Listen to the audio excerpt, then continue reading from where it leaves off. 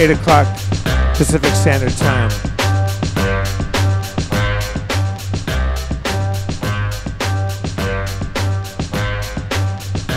And you know what time that is.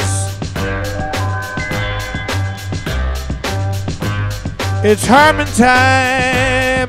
Ladies and gentlemen, from beautiful uptown Burbank, Harmontown is now in session. Please welcome to the stage your game master extraordinaire, Spencer Crittenden.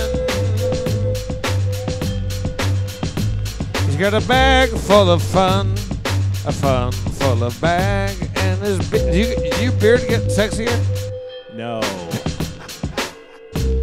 Let's hear it for your mayor of Harmontown, Mr. Dan Harmon.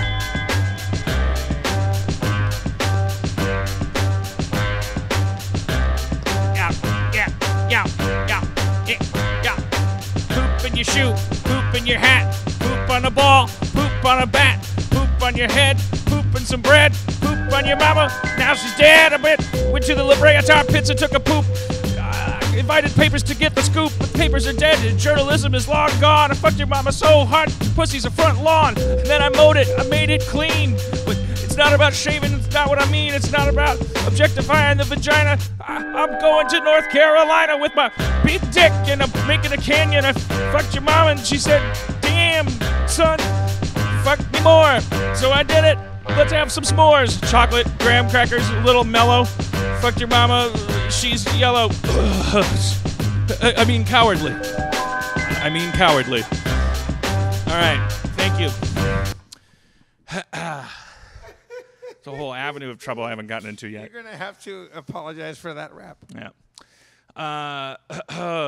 Well, thank you for joining us again in our No Audience podcast.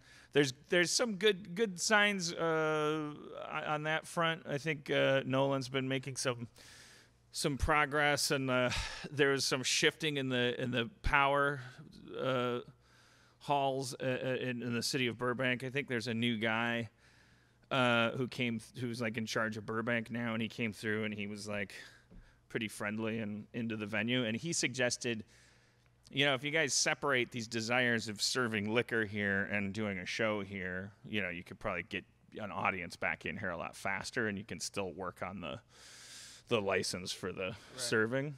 So I think if we do that, we could be looking at an audience version of the podcast again soon.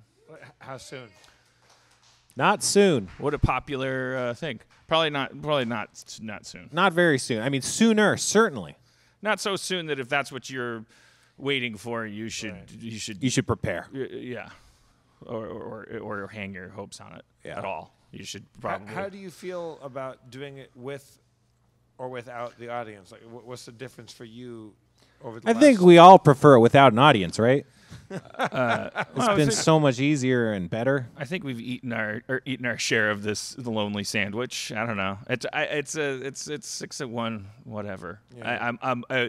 We haven't done it with an audience in a million years, so I'm looking forward to it. Speaking of which, we're going to be at Sketchfest in San Francisco. In front of an audience. We're not going to bring our lack of audience with us. That's too expensive to fly. That much lack of audience. We can't fly a lack of audience. No. So we're going to go to an audience in San Francisco and do a little show there. I guess Google it. I don't know. Google SF Sketchfest Harmontown 2018 or something along those lines. Yeah. I wanted to do our Bellman joke, but you don't even remember writing it. The Bellman joke. Yeah. You said camera. I didn't understand what you're talking about. That's all right. Oh, is that was part of the joke? Yeah. You have it written down, right? I have the bullet points. Okay, so why don't you set this up, or should I set it up? Okay, so we have this friend. She's a director, Sophia Schmukamukamuka. It's a Swedish name. It's not Schmukamukamuka, but yeah. You should have her last name because a long time ago I tweeted a music video that she did right over here in this space.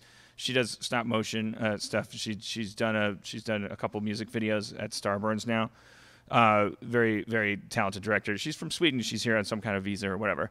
And maybe if you're a fan of Cody's Instagram, you've seen her teaching Cody how to say various filthy things in Swedish. What I do have, Dan, is the Wikipedia, like Bellman Joke. Right. So we were So talking we about can set jokes. that Like up, yeah. somehow it came up. She said there's this tradition in Sweden. It's called the Bellman Joke. So And it's like where Bellman is like kind of the all-purpose character in a like he's the butt of the joke, but he's also kind of the hero of the joke in his own naivete, stupidity. we find ourselves culturally fascinated with it because we're Americans, so we have Polak jokes, we have blonde jokes, we have all kinds of horrible jokes I can't even mention by category. But like we don't have like American jokes where we're cast as either the wise guy in a ship of fools or there's some jokes where it's like you're trying to pump yourself up, like a redneck and a Yankee go into a place and the redneck just does this and he's a simple working man and you're like, yay. The first paragraph in the Wikipedia for Bellman Joke is the Bellman Joke is a type of simple joke popular among Swedish school children, always including a person named Bellman as the main character. And very often, do they have an example in there? Yeah. Very often, it's like you know how in America, when you're a kid, you learn these jokes are like a black guy, a Chinese guy, and a Polish guy go into a popcorn store or whatever, and the Polish guy ends up doing something stupid, and or maybe it's the black guy that does something that's more pragmatic. Or but in this case, there's two cultures and Bellman, right? Who is a person, and he stands apart. He's either the villain or the hero, depending on your point of view. He's kind of it's like I think it's like a manifestation of Sweden as they're like, well, what are we gonna do? We probably don't have that big of an army. It's a national psyche thing. It's like they'll go, oh, there's this guy, there's that guy, and then there's Bellman. Bellman is the Swedish guy. He's just a regular Joe. So Dan, a Dane, a Norwegian, and Bellman made a wager on who could remain inside a goat pen the longest. Right. Okay. Classic Bellman. Okay. This is your run-of-the-mill Bellman joke. Yeah. First out was the Dane, who came out just after 10 minutes yelling, "Damn, that goat stinks." After him, the Norwegian went in. After half an hour, he came out yelling, "Damn, that goat stinks." Finally, Bellman went in. After 2 hours, the goat came rushing out saying, "Damn, that Bellman stinks." Yeah. Can I rewrite that real quick and just say the goat after Please 10 minutes, do. the goat, or 10, whatever it is, just say they should just say the goat came out. They don't have to say, he doesn't have to say, "Damn, that Bellman stinks." Okay, well, Dan, maybe you haven't heard this one. A Russian, a German, and Bellman wanted to see who could swim the fastest across the Atlantic Ocean. First out was the German, of course. He swam 1 kilometer and drowned. Next came the Russian. He swam 10 kilometers. He drowned. Now it was Bellman's turn. He swam and swam until he almost reached America. Then he got tired and swam back. See, now that's a hero. Yeah. Right. It's like sometimes Bellman, it's like a weird fusion of like in America we're just like someone has to be being shit on or whatever, but Right. it's interesting to me that it's like so we were like, oh, what an interesting joke format. What an interesting because thing. it's not a Polak joke. It's Right. not a N-bomb joke. It's not a racist joke. And it's also not like a jingoistic like fucking Swedes do it the best I joke. got two questions. Is Bellman a first or last name? I think I would say first, I guess. And is it supposed to be a reference to their race or like ethnic? Like, is it supposed to be that's us? Because it's they probably- put it in context with other people from countries. So Yeah, it's well, like, I think that's the joke. Spencer, as far as Wikipedia is concerned, the jokes first became popular in the 19th century and were originally inspired by the life of the poet and composer Carl Michael Bellman. The first known Bellman joke survived in a book from 1835. So like it goes back that far. so that's almost like just like having Mr. Bean be a character in a joke. Yeah, the Right. way, that's how we interpreted it, is that it's sort of like Fred Flintstone or like if his name was Right. Kowalski or something. We don't have a national identity like that. Like we don't He's have like- like a but he's- Joe Blow. I He's guess. so outside of having an identity, though, in these jokes because like, he's the third person to be set up, and he's the only one whose race isn't called out. He's not a race. He's kind of a disembodied. It's a character. neutral country. Wait, that's Switzerland. like isn't it like but isn't it sort of like you're Swedish and you I think that's part of it though, as you'll see in the Bellman joke that we wrote. Oh shit. Thank you. We took a half hour and we wrote a Bellman joke. Let's be honest. It took us nearly an hour, 45 minutes. Okay. I'm going to see if I can come up with a Bellman joke. All right. Well, Spencer, can you riff a Bellman? Like, do you already think that you have a handle on that premise? So no, well I'll need a half hour to nearly an hour, I think. Okay, well, it should take me about that time to tell ours because I'm not that good at telling jokes. But I wrote down the bullet points. Jeff and I took like an hour. So we wanted to see, could we make our friend Sophia, the Swede, laugh with a Bellman joke? With a proper Swedish Bellman joke. So here's what we did. And take it or leave it. But I think we fucking nailed it. I think we fucking did it. I'm really proud of it. And she laughed. So she laughed. There's some sort of reaction. We told it. I got to the punchline and she went. It was like she kind of like she went over like a pothole. She couldn't believe that we updated and contemporized fucking Bellman jokes. Okay, so you know my history with telling jokes, but this is like an Evil Knievel feat here. Now this is where we might run into trouble. You have it written down. I do. Right? I have my bullet points. Okay. Bullet points. You don't have it written down. I have it bullet points. Okay. A good joke is somewhat riffed. Well, is that. Okay, all right, guys. Come on, give me I feel like a real Bellman right now. Well, then you're I'm going to prove myself to be a Bellman because I'm going to come through in the end, in a weird way.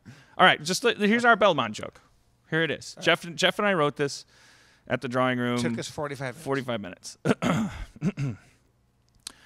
It's the year 2019 AD. Earth has made first contact with an alien species. The message from this mysterious alien species is, we are here to destroy you. If you are not worthy, send 3 emissaries from your species. Each can bring 1 item. A lottery is held. The emissaries are chosen. A Dutch astronaut, a German astronaut, and Bellman. Thank God. The astronauts are placed into the prescribed craft. It is sent up to the mothership orbiting the Earth. The airlock opens. The omnipotent, ominous aliens send their emissary into the vestibule of the ship. Our astronauts enter with their items. What have you brought? Says the alien. Right. The Dutch astronaut steps forward. I have brought this model of a windmill. The Dutch were the first to harness the natural resources of the Earth.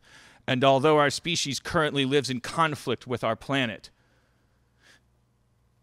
this is evidence that our people have it in them as early as the dawn of civilization to live in harmony with Mother Gaia. What have you brought?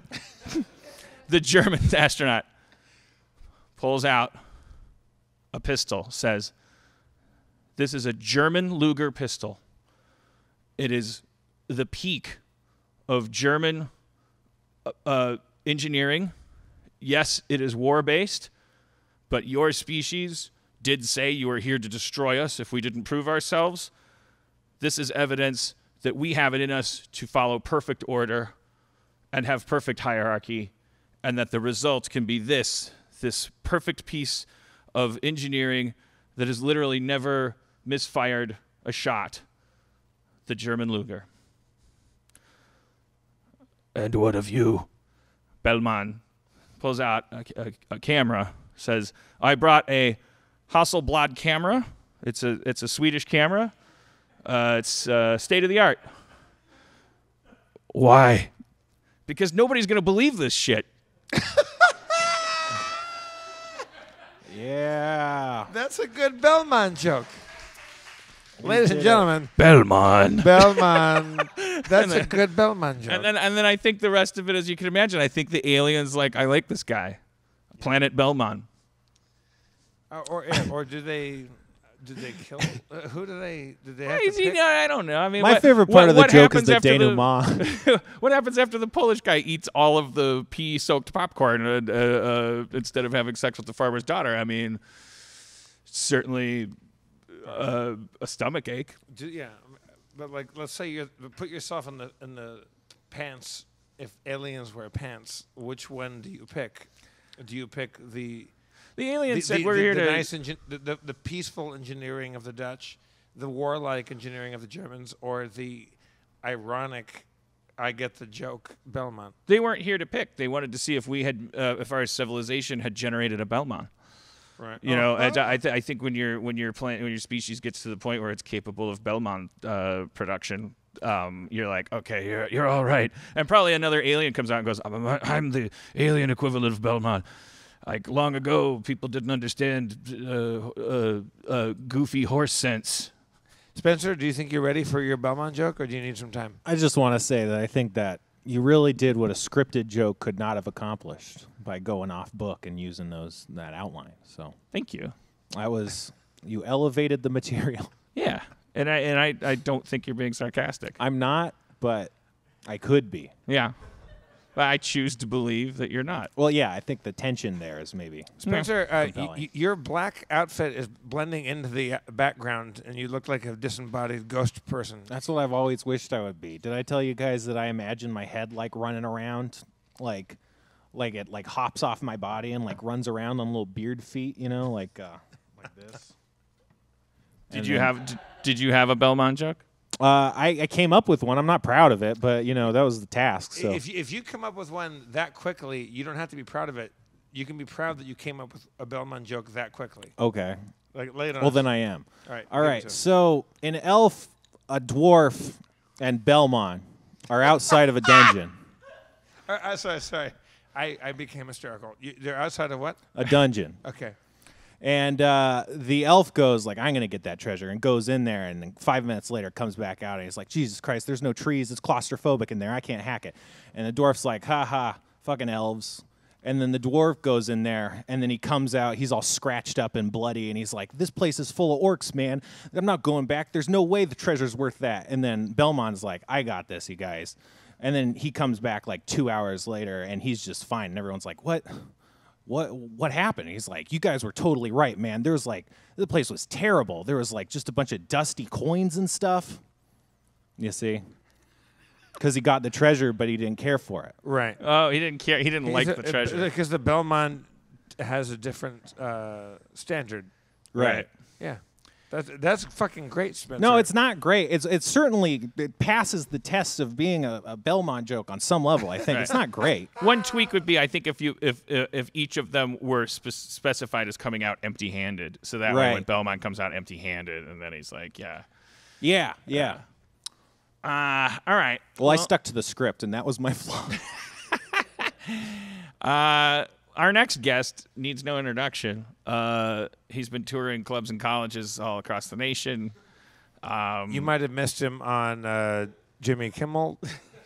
He's been a good friend of mine for a long time, and a good friend of the show, and a good friend of entertainment in general. Please welcome Rob Schrab.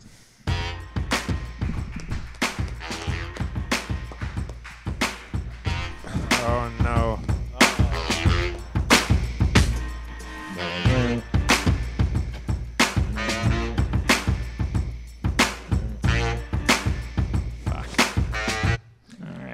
Rob, do you want to try to freestyle a Bellman joke?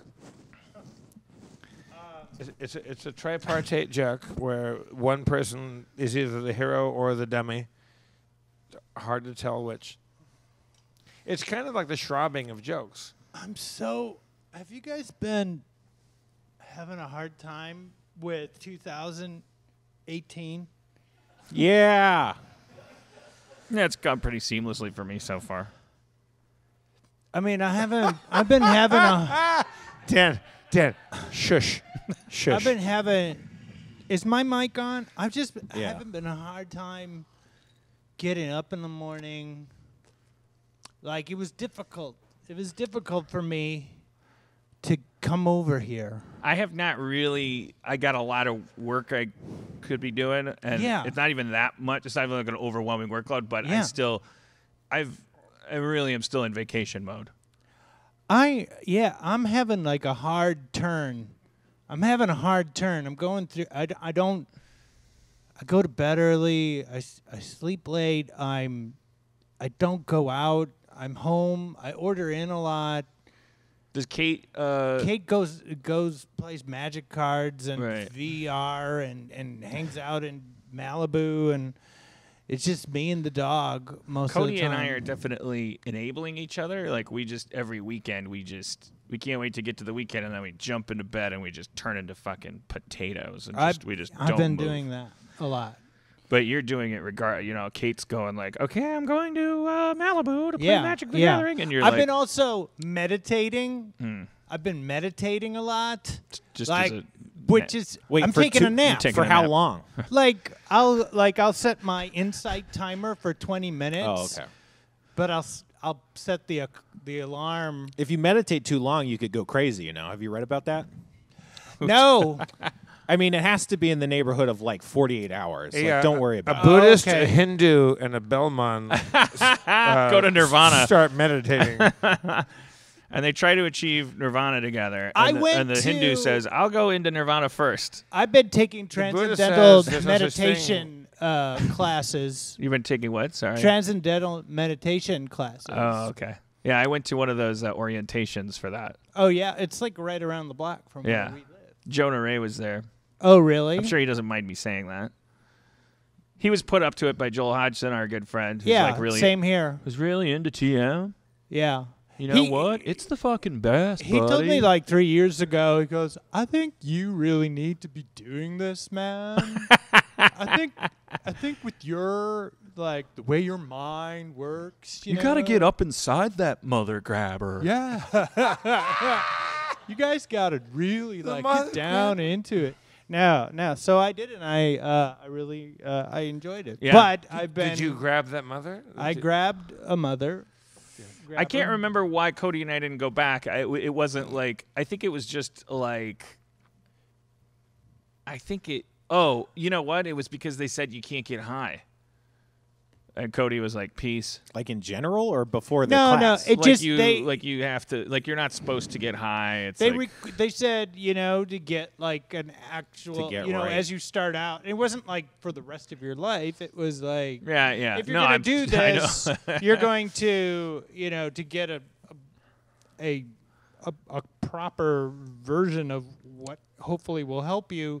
Try not to drink or get high or whatever. Yeah. Or they even said don't take a nap before. You know, just little things like that. No, I know So- it was temporary. It wasn't like, but still, deal breaker. Yeah.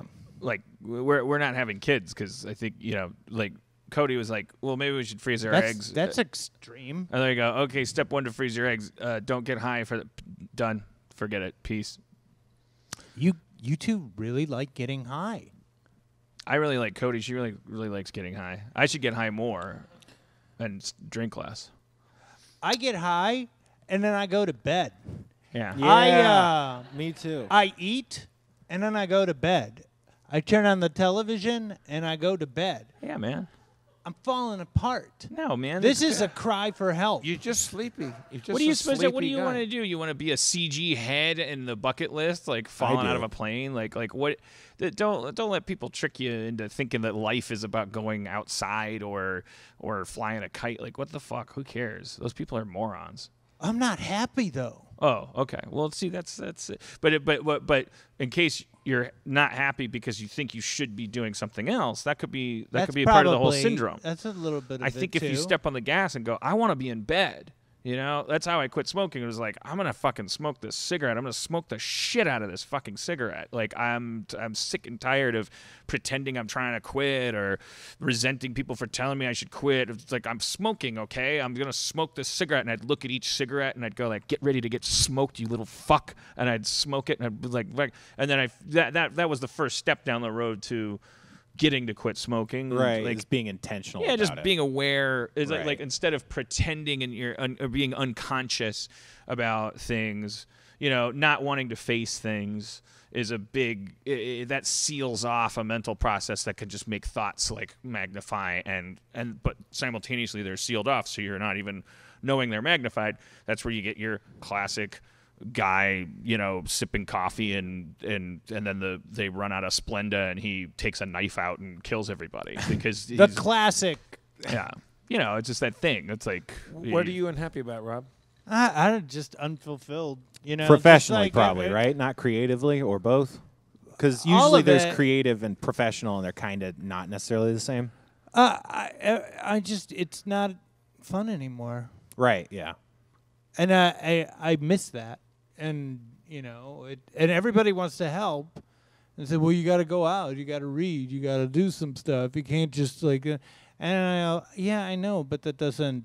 It doesn't help. I don't want to help. I want you to fucking pop because I know it'll be great. You know, it's like I want you to get so fucking sad and angry and sick of the world and selfish, and that you take all of that talent that you can't escape and just fucking smash it like a Eddie Van Halen guitar and like create some crazy new form of music that, you know, no pressure. But I just, you know, I just like, I like making little animations and put them on Instagram, whatever. Like I think you need to do what Justin did when he started doing the voices that became Rick and Morty. It was because he was mad and lonely and sad and like he hated like working and like he just wanted to take a shit on Back to the Future. So it's like he was just alienated, you know. It's like just follow it. Like think about how fucking much you hate everybody. Like they're stupid. They control your life. I don't want to avoid hate those anybody. feelings. I just It's just getting. It's like you. Or how much you hate yourself, then. Well, okay, all right. Well, it's like waking up and going, this again. Yeah. This. I got 12 hours of this before it's okay for me to Go back to sleep. go back to bed. Well, capture that. That's already. I'm already captivated by your expressing it. You're always going to be an artist. Like you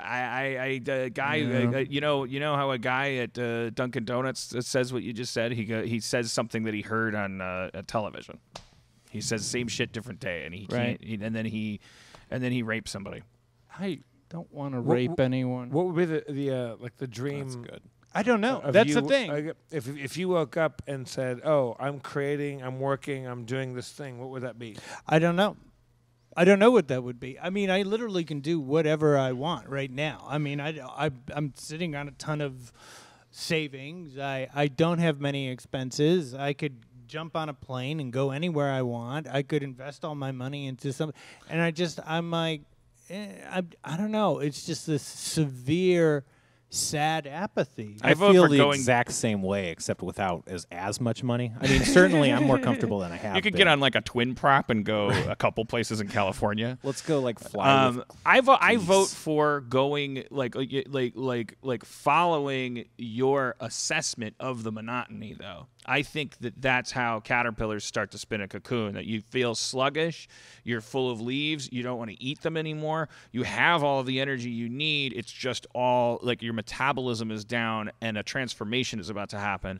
And the caterpillar, we don't want if we like our butterflies, we don't want our caterpillars like forcing themselves to go to yoga when they feel that way. We want them to like double down on that feeling because locked somewhere in there is the beginning of a new phase. You're lucky to have a logical stopping point emotionally where things just feel like okay. I think that can be incredibly depressing. You know, when you finish a draft, you finish a job, like there's that postpartum depression but it's like, it's because you're done with one thing and you haven't started another yet and you feel useless. And I know that's not what you're feeling right now. You feel like it's on a larger scale, but I'm saying that's because the project that you've finished isn't as simple as, oh, I just did this thing with J.J. Abrams and now I got to look for another job. It's a chapter of your life that is ending, and that it could be a regression to childhood. Like you may need to get your little cardboard things back out and fucking and I would say instead of forcing yourself, like, oh, I'm gonna make like a new franchise. I'm gonna do this amazing thing. Like, I like this thought of you turning your gaze on the clockwork of life, where you're like looking at how pointless it all is. You're going like, this is what life is. This is like, I'm like killing time between naps, and I can't get out of bed, and like time means nothing, and life means nothing, and all this stuff. I'd love to see your blue period, you know? Yeah. Now, I mean, I've been thinking about that like a lot, like in the last year, just like, what do I really want to be doing? You know, I've had this trajectory of living a certain life, you know, since I was like 8 years old, you know, and I'm living it. You know, I've done pretty much everything I've ever set out to do, at least tasted it, and now I'm like, well, Wasn't that great? well, it's great, it's fine, but where's the surprise? Where's Right. where's the person that said, oh, I one day, you know, I mean, like the you hear the story of somebody doing the opposite of what we're doing. You know, the lawyer that said, I want to write the Die Hard 3, you know, like, and goes out and does it, you know, and leaves that world behind and becomes a creative. Like, what's the opposite of the creative person who has done nothing but being creative this entire life, even for fun? Do you think there's a version of you, Rob, that even if you wrote the perfect thing, got all the kudos for it, that would make you happy? Like, Well, I've already done that, and it makes you happy, but being happy and being satisfied are not necessarily the same let's say thing. satisfied. Like Yeah. what? Like, is there a version where you go, oh, I crossed a finish line that made me feel satisfied? Like, is there a work thing, a drawing that you could do, a movie you could write, a award you could win, that you would cross that threshold and go, oh, I feel good? I miss being proud. Well, then what would make you? But I don't know. I mean, you know, like, I just, you know, there's some things that you go out and, you know, you do something and you're like, I did that because it's a job, or you do this and it went so far and it was great for that, but then it just didn't go over that next step to get to out into the public or whatever. Yeah, but I feel the same too. It's like there's fake thresholds I thought that I would have crossed by now, but I'm just happy now to make a living, like doing like what I like, and that's, I'm in the very lucky percentage of people that get to do that. But you're more artistic than I am. Like your book, but I can't do anything else. It's like you draw and you don't even like it. Like you draw because you have to, because what else are you gonna fucking do? yeah. Well, that's why I think, I mean, there's those two levels of, it's like, you and I have been on both tracks at various stages of our careers. There's the track where there's all this artificial outside encouragement where people are calling and going like, how'd you like to meet with Gwyneth Johnsonberg? And you're like, Gwyneth John, okay. And then she's like, I've always been into Slinkies, and Slinky's interested in, and then you get to get out of bed every day and go like, oh, well, you know, I'm gonna fucking blow people's mind by making this best Slinky movie, and you have all these outside like things, and it's like carbohydrates, like it fills your blood sugar. And you, as long as you keep stuffing your face with Snickers bars, you don't know that you're running on purely blood sugar. And then one of two things happen: you run out of Snickers and you get starving, or you get really fat and you're also unhappy because you're working 50 jobs for Gwyneth Johnsonberg and Slinky, and none of them are passionate. And that's like, again, you're just like, you just feel like you're miserable. And then there's the Atkins diet of creativity. This is a bad metaphor because you're vegetarian. Vegan. But it's like it's that other thing of like, you know, and you know, like what Jeff had said, like, is this about profession, or is this about creative? Because they can be two different things, and I think you're well aware of the fact that you don't want Robert De Niro to drop through a skylight and be like, I want you to make a Bullwinkle movie with me. Like, that's not going to make you happy right now. No. And you don't need it. No. And so it's like, I think it's the other things that we're talking about. Like, you feel like when Eddie Murphy went up at the House of Blues and started singing about how he didn't feel like he was funny anymore after Pluto Nash or something. Like, you're feeling midlife, like, creative crisis. Just, it's like you get the phone calls from, like, hey, there's a meeting. These people want to meet you, and you're just like, no, I don't want to. Whoa, why not? I just don't feel like driving to San Diego, getting stuck in traffic for something that's a meet and greet that's just not going to go anywhere or anywhere I want to do the fucking Captain Crunch movie or, the electrician's serial killer movie. Are you feeling, Rob, are you feeling more creative or less creative now? Like, do you feel... feeling dead. I'm feeling done. And it's hard because if it was just living alone, but I have my insecurities about my wife who's younger than me. Going, I didn't sign up for this. I didn't sign up to live with a zombie. Well, I mean, that goes back and forth. She'll be drawing checks from the account of your relationship at some point when she's feeling down. She loves you. She did sign up for this. She didn't have a preconceived, like, she didn't want you to be energetic when she married you. She wasn't going, I've been with you for 7 years, but I have this condition I'm not sharing in my vows, which is that I want you to be bubbly every day. She's a creator too. Like she makes stuff, and also like she has to deal with her own like ups and downs in the creative process. Like she doesn't work at a bakery. She also wants to make things, and she's a creator. And you're both dealing with the same. We're gonna get so many tweets from people at Dunkin' Donuts and bakeries. Like, they've twice now been used as an example of people that have no point to live and are contributing nothing. I'm going to get that usual tweet from the Fight for 15 minimum wage socialist people. Spencer, you if I may, like you sent a pretty dark tweet out today where you felt you said you wanted to die. You're done. This is like playing Price is Right, but it's like the price of life, and the closer to zero you get, you. Was that a joke or creative like desperation or just it was really funny, right? Wasn't it hilarious? Hilarious. What was everyone was looking at it, they're like, man, that is classic setup payoff. Oh boy. Yeah, no, I don't know. It was bad. I'm in a bad place. Like I said, I feel like Rob does. I identify very strongly with everything you're saying.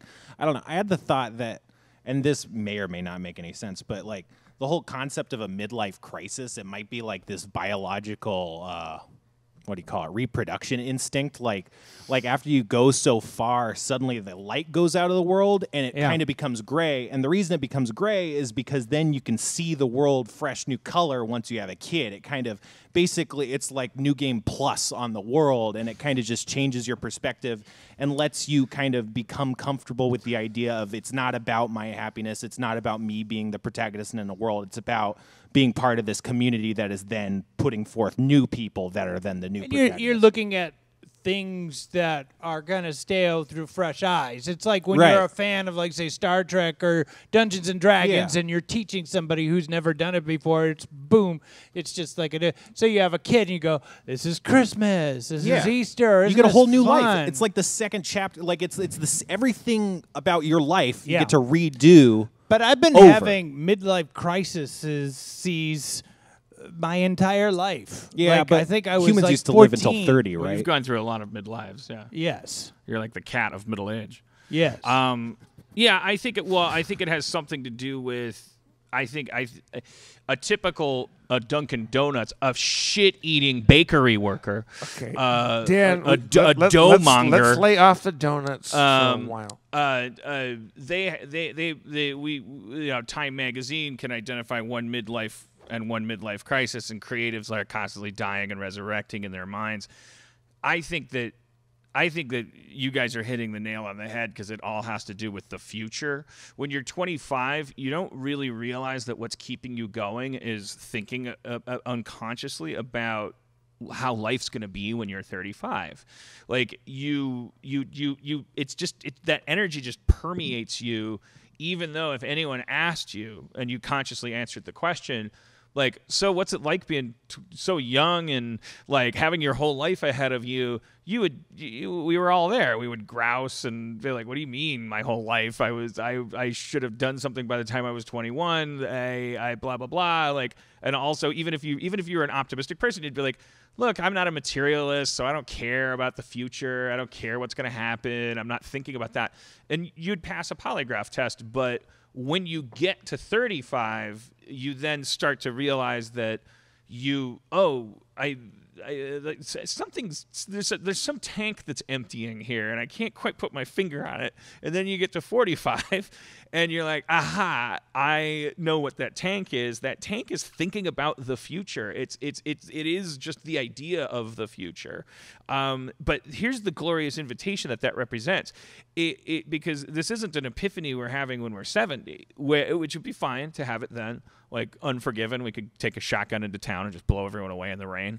But to have it when you're truly middle-aged is to truly say, oh, my thought about the future tank is empty. That's a good tank to be empty.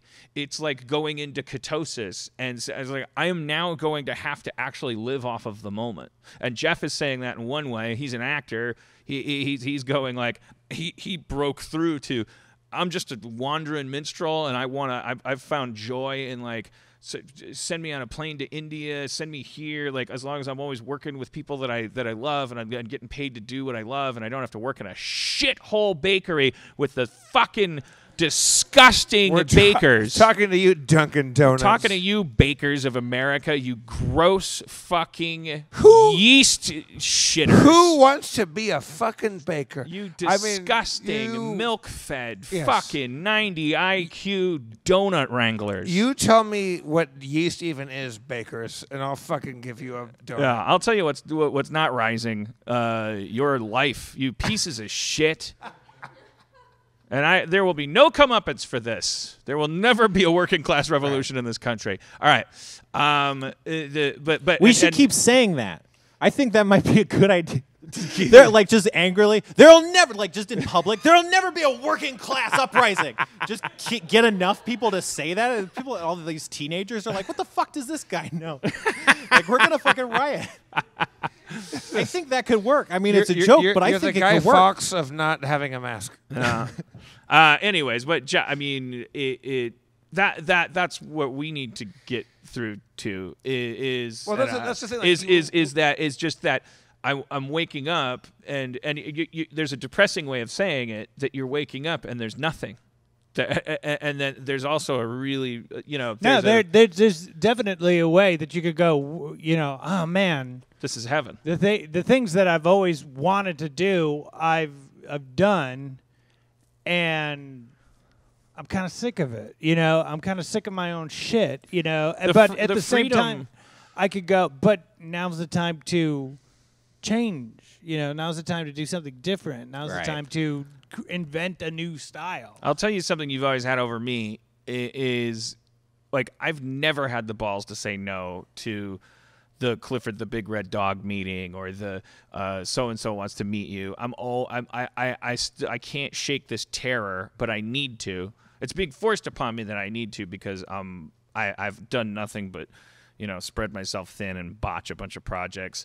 Like I need to just say no thank you to the Jenga phone call, the Jenga movie. But instead I just keep going like, well, do you think he'll set it in the future, and taking that call, and then of course he says yes, but he's lying, like you go into the fucking Jenga office and in Encino, and is that a riff, or was there actually it's based in truth? I can't. It's so hard to do anything creative, right? For me, that I can't do it unless I love it.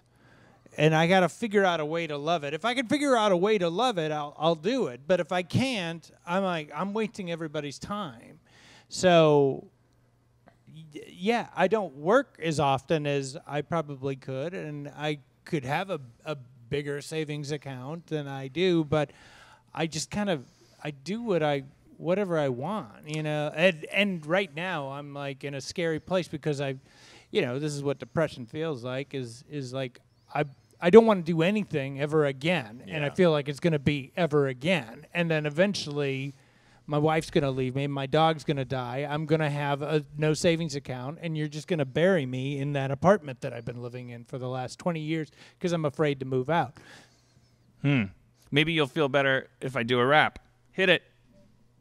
Zach, you got a beat? Belmont, Belmont, Belmont, Belmont, Belmont. Yo. A Russian, Belmont. Yo. a Dane, Belmont. Yo. and Bellman walk into a... I got in a canoe. I rode it to your house, and I got out my shoe. And I squatted over it, and I took a poo. And then I had a shoe filled with poo in my canoe. And I gave it to you. And you said, what you gonna do? And I said, I'm gonna take another poo in my canoe. And I threw my shoe. And it went over there. And I saw your mama with her bright red hair. And I said, God damn! Poo canoe! Thundercats! It's a poo canoe! Poo canoe! Thundercats ho, Thundercats there, Thundercats all over Chitara's bear leotard. I'm flashing back to 10 years old. All right, get away from that area. Tricky, bad area. Yo, poop. Okay, nope. All right. Poo canoe! One more time. Pee. All right. There it is. Nope. Poo Nope. canoe! All right. What? Give me. Third Give me. time's the Give me charm. something. Give me something. Poo canoe! What? A rubber A canoe mat. full of poo. A canoe. Okay. All right. You're giving me stuff that. Depression. Okay. Depression. Yo. Depression. Yo. Depression rap. Here we go. Yo. D to the E to the PRE to the SSIONE. That's French for depression.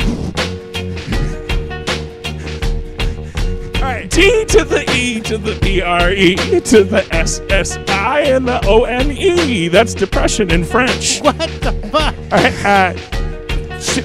Chocolate mint ice cream. Chocolate mint ice cream is the here to say. Donuts. Dunkin' Donut Bakery. Donut Bakery. The Oh, donut industry. The donut. Yeah. Okay, good. Yeah, let's pump those Take 'em bakers down. back up. Talk Yeah. about it. Yo. I wake up in the morning and I make the dough. I gotta roll it all around like the shit was snow. And I'm not making a man and I'm not making an igloo. I'm making things that you need to eat to do what you do. So you gotta thank me for giving you fuel so you can go off on your spankings. Because you're a professional spanker, or you're a carpenter, or you're a banker. I'm just a lowly donut maker, but you shit down on me because shit rolls downhill. Oh, fuck you. I'm sorry, I'm not Dr. Phil. Why is he so great? You hate him. So what do you work at a gym? Like, I make fucking donuts. No, you just make the opposite of them by working at a gym, if you think about it. It's a weird cycle. I make the donuts and then you go to the gym and then you make the donuts come out of your body. Yo, Thundercats, ho! Thundercats rap. Thundercats rap. Lord of Omens, give me sight beyond sight. I fucked your mama so hard that I made it less tight. That I found Snark and said, what are you doing? And he said, Snarf. And I said, oh, I'm sorry, I got your name wrong. Pantera Pantera. was uncomfortable. That was good. All right. I mean, and That by was good, good. I mean, That was a good one. I feel bad. Rob, do you feel more activated as a creator now after that? I think so. Yeah. I mean, I thought think maybe so. there would be some. I think so. I thought maybe if I stirred the pot a little bit, there would be some creative energies, like maybe we would go, oh yeah, we should talk about Thundercats. What was going on in that cartoon? I think Panthro and Chitara were an item. Like I think they were keeping it quiet because the kids were around. Yeah, because but they would always kind of like because Wile E. Kit and Wile E. Cat were always around too much, and you know that Panthro, if he had his moment, I said Pantera. yeah, Pantera is a band. I can't believe I've lost all of the Thundercats. I'm losing my Thundercats. name all of the Thundercats. Lionel. Lionel, the train. Lionel. Lionel. Right. Panthro. Chitara. Right. Boing. Now it's gonna get harder. Okay. Tigro. I don't think so. Tigro? La Tigra? No. La Tigra was El a Tigre. Come on, there was a fucking rap tiger. band. What was his name? Schroeder? Lionel.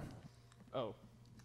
Schroeder? What was the tiger? Wait, why are you guys high-roading me? You I don't even think know that's his name. What was the tiger's Somebody name? with. We're not high-roading you by thinking you're wrong. Tigro. Okay, Panthro, Tigro. Lionel, Chitara, they feminized her name, and then it would be Tigro. And what are the kids? Whitful and Wenful. No. I just said I them. forgot there were kids. I just said him. What was the? I know you did. And but then I there forgot. was a Obi-Wan kind of ghost guy. Mumra. No, that was the bad. Oh, person. that was I don't know who He's the. not a fucking Okay. Thundercat. All right. Orko. Right? Orko, get the. No, Orko. Name He's like a 5 ghost. Smurfs and not Smurfette. Name 5 Smurfs. Name 5 Smurfs. Brainy, Vanity, Chastity. Virtue Signal, Uh-huh. Cuck, Cucky, Cuckold Smurf. Smurf. Libtard, Snowflake. Soy Boy. These are good Smurfs. These are great Smurfs. No one updated. They didn't update the Smurfs properly. Libtard. Cuckold. You know that Brady Smurf would be super a Snowflake Smurf. Snowflake, Libtard, Soy Boy. Cuck. Yeah. Yeah. Heartbleeder. What is that? Brainy, Vanity. I remember Vanity. Hefty. Who the fuck were the Smurfs? Hefty? You know, that was a bad Hefty franchise. Smurf. He was a There strong wasn't one. The only Smurf for you Papa. is Well, one it's who Papa. is true That's blue. obvious, but That Oh, Smurf is Handy, me. Handy. My name is Hefty. Handy Smurf. did he have the pencil? No, that was Yeah. the brainy. Oh, That's Brady Smurf. Handy Smurf was like he was basically Andy on WKRP. That's how I remember him. Hefty That's a deep Smurf. cut. Hefty is one for sure. Hefty Smurf. Hefty? that The doesn't only sound Smurf right for to you me. is one who is true blue. That Smurf is me. My name is Hefty. This is When not a when real they all, Smurf. when they the were all writing what- songs to they What, were all trying what to fucking fall in love. Israeli Smurf ripoff They did you were grow all up on? They were all trying to woo Smurfette in one episode, and they all wrote songs or did the things. And that fucking I don't I remember will Hefty eat at my all. fucking potato chip hat if Hefty Smurf is not a real Smurf. Well, I doubt you'd lie Church, about would it you look or up get it Hefty wrong. Smurf? Hefty Smurf is Hefty insane. Is he a Smurf. big? Is he big and Yeah, strong? he's the Hefty Smurf. He's good looking. Yeah. He's the macho. Unlike Smurf. Vanity and Vanity had flowers and talked with an English accent. And he always had a handheld mirror with him at all times. I was like I got Vanity was Ginger from Gilligan's Island, and but then you got Handy and Brainy. It's like you split your professor. Yeah, if he's so handy, why has he got Smurf the had pencil behind the ears and the slide rule, and he knew how to make shit. out of But, mushrooms? but Brainy knew how to not make shit. I mean, just would knew Brainy shit. just stand over Handy's shoulder and go like, "You All right, shouldn't do Dan, that"? what- When Rob Brady's and like, Spencer, this what- needs what was the name aerodynamics, of he'd be like, Gargamel's because cat? air Azrael. volumes. Oh shit! He fucking got it. He got it. Oh, Wait. drop it! Drop it!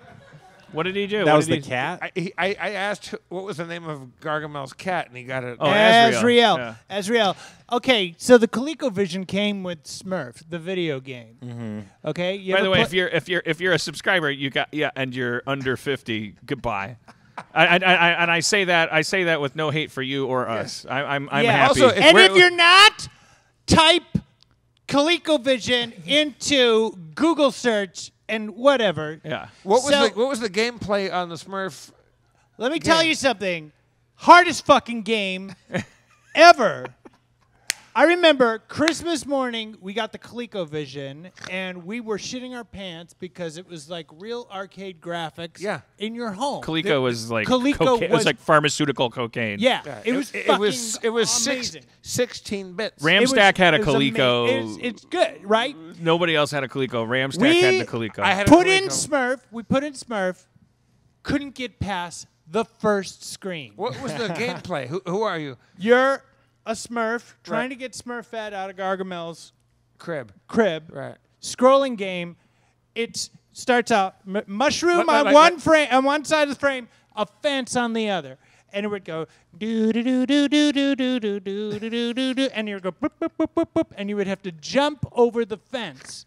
And with those fucking weird ass ColecoVision joysticks, which was like a knob collector Did you use the on numpad? a phone pad, which was like, what the hell? You know, what am I supposed to do with this? You're supposed to jump and move at the same time, which was almost impossible. So we're trying to do this, and we're trying to jump over the fence of the first screen, and Jeff, Steven, me, we couldn't do it. We couldn't do it. Those are the Schrab brothers. We were doing it for hours and hours and hours, and we could do it. And all three of us are crying. We're scream crying, going, and David and Donna Schrab, my parents, are going, it's just, it's just a really hard game. You got to practice at it, but it's not even fun. Or that quote that made me want to murder my whole family and burn the house down. If it makes you that angry. Yeah. If it makes it's just like after the third time that you go,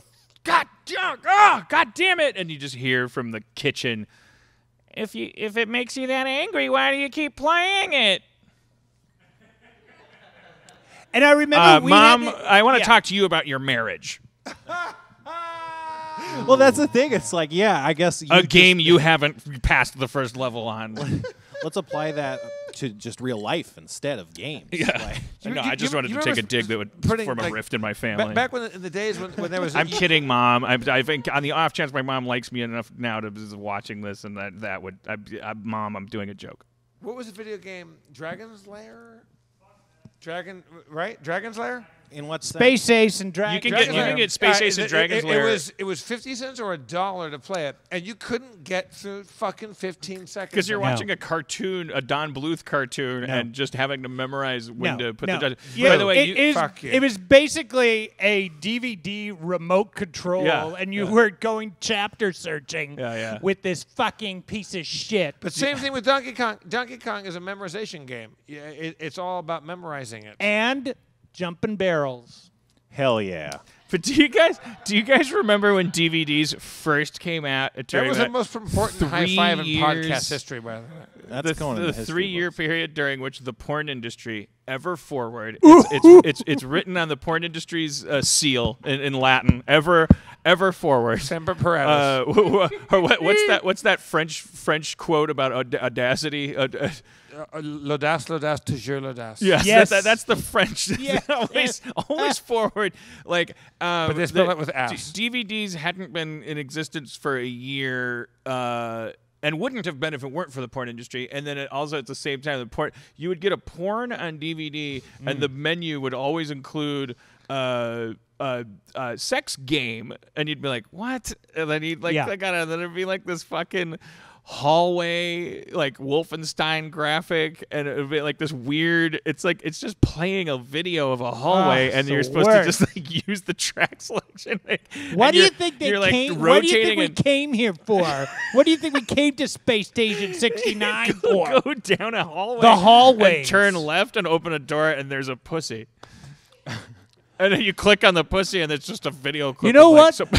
Jerking off wasn't fun until you guys added hallways. But you can't blame them. You can't blame porn for being trying.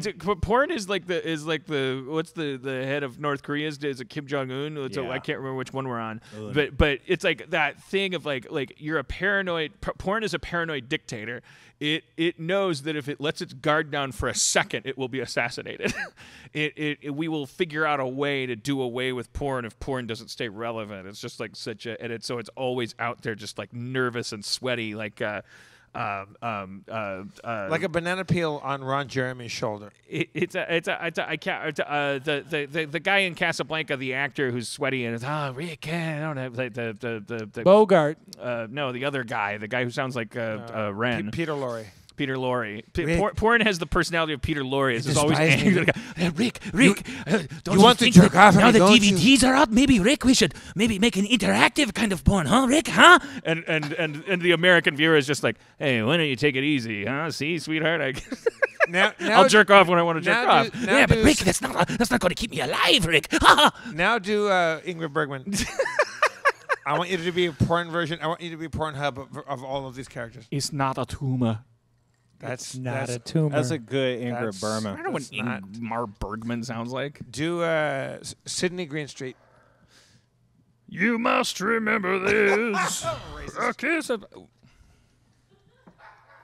He's not even in that movie. Louis Armstrong. How is that? I don't know if racism is the crime that's committed there. If anything, lack of racism. If I could confuse the piano Sam for Sidney Greenstreet, I think I'm you thought post-racial. that Louis Armstrong was Sam in that movie. Have you ever seen the movie? It's a good movie. Casablanca. Yeah. Yeah. I don't think I've seen it. Did you know there was an alternate ending to it? That they changed the ending? Zip. They kind of riffed it at the end. Yeah. Do you want to riff another ending to Casablanca right now? So Victor Laszlo and Ingrid Bergman's whatever her name is, Elsa, they get on the plane. Right. And so you got Claude Rains and Humphrey Bogart, All right. and Humphrey Bogart and Claude Rains are in a sticky situation Right. because each of them have been kind of traitors to their own like laws. Okay, so you be Claude Rains. Okay. Well, it seems, Rick, that we are in a bad situation. You have to kill me, or I have to arrest you. You know,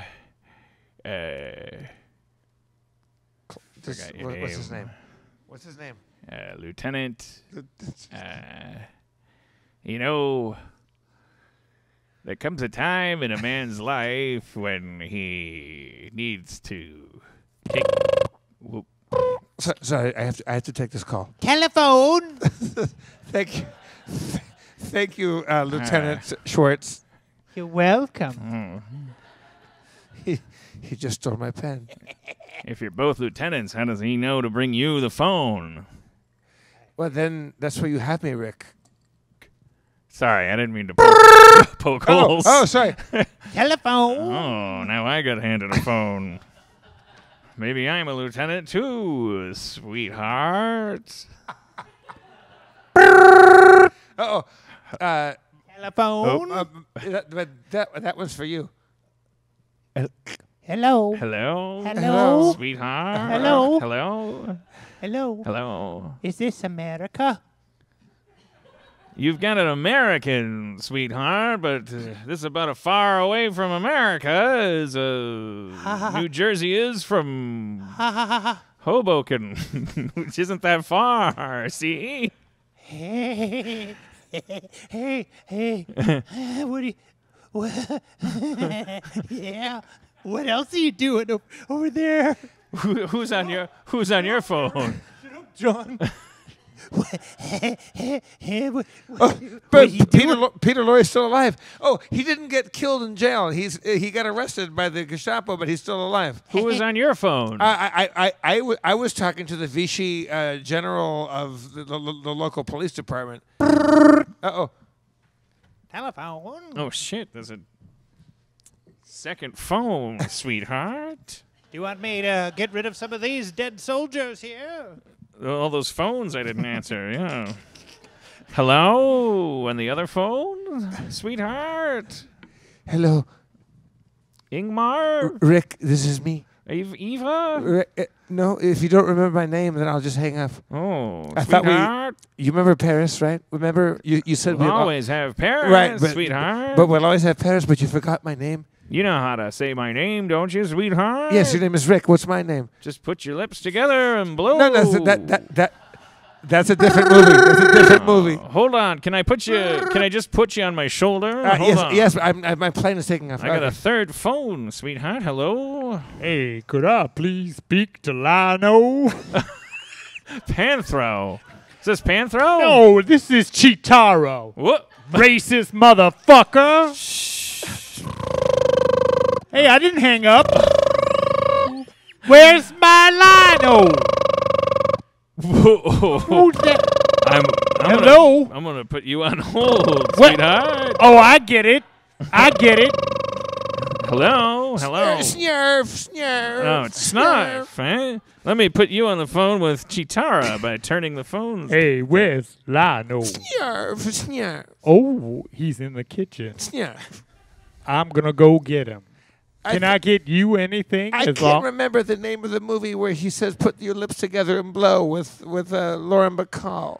Oh, let me ask. Is that Lino. Key Largo? No, it's not Key Largo. That was with what's his fucking Big name? Sleep. No, that's a Big Sleep. Maltese. It's not the Maltese. Dancer in the dark. Snurf.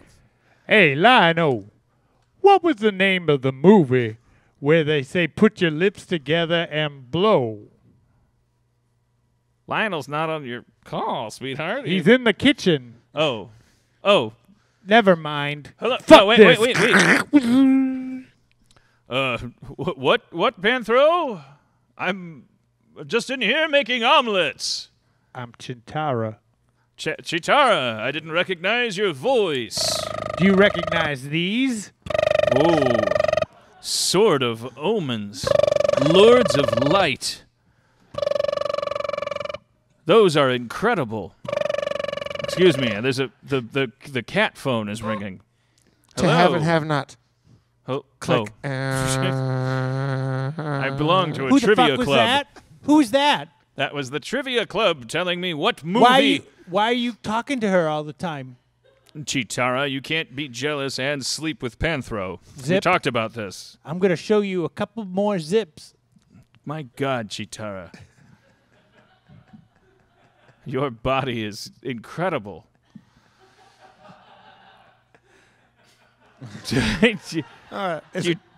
Oh my God, you're not even a cat person. You're just It's Mumra. It's Mumra. Mumra. Ugh. Well, if it's a fight you want, it's a fight you'll get. Thunder.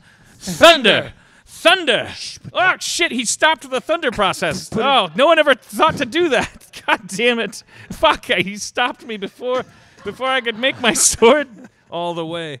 God damn it, he put ice in my hand. Don't you like it?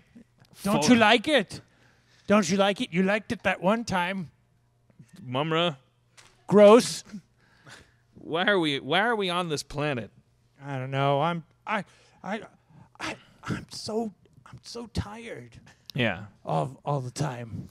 Mumra, how come you have to be two people? How come you have to change from a mummy man into That's a good question. That's a good question. You want to know? Yeah. You want to know? Here.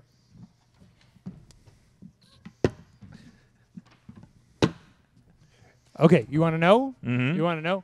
Okay, so there's good energy, and then there's bad energy, Right. and then there's in between. So All when right? you're a mummy, you're good? Well, good is defined by what we think is good and what is bad, correct? So well, I'm you're- just a cat. Well, yes, but you have an opinion of what is good, right? I believe that the thunder energy is the only good energy in the world universe. I, in 2018, do not. What? Mumra. Right. So I'm good when I'm old mummy guy, right? But when I want to be bad and kick some ass, I turn into Super Mumra. And that's when I take my sword of omens and pray to the Lord of Light to give me sight beyond sight, and then say thunder several times and assemble the Thundercats. Why don't you just have the sword always long?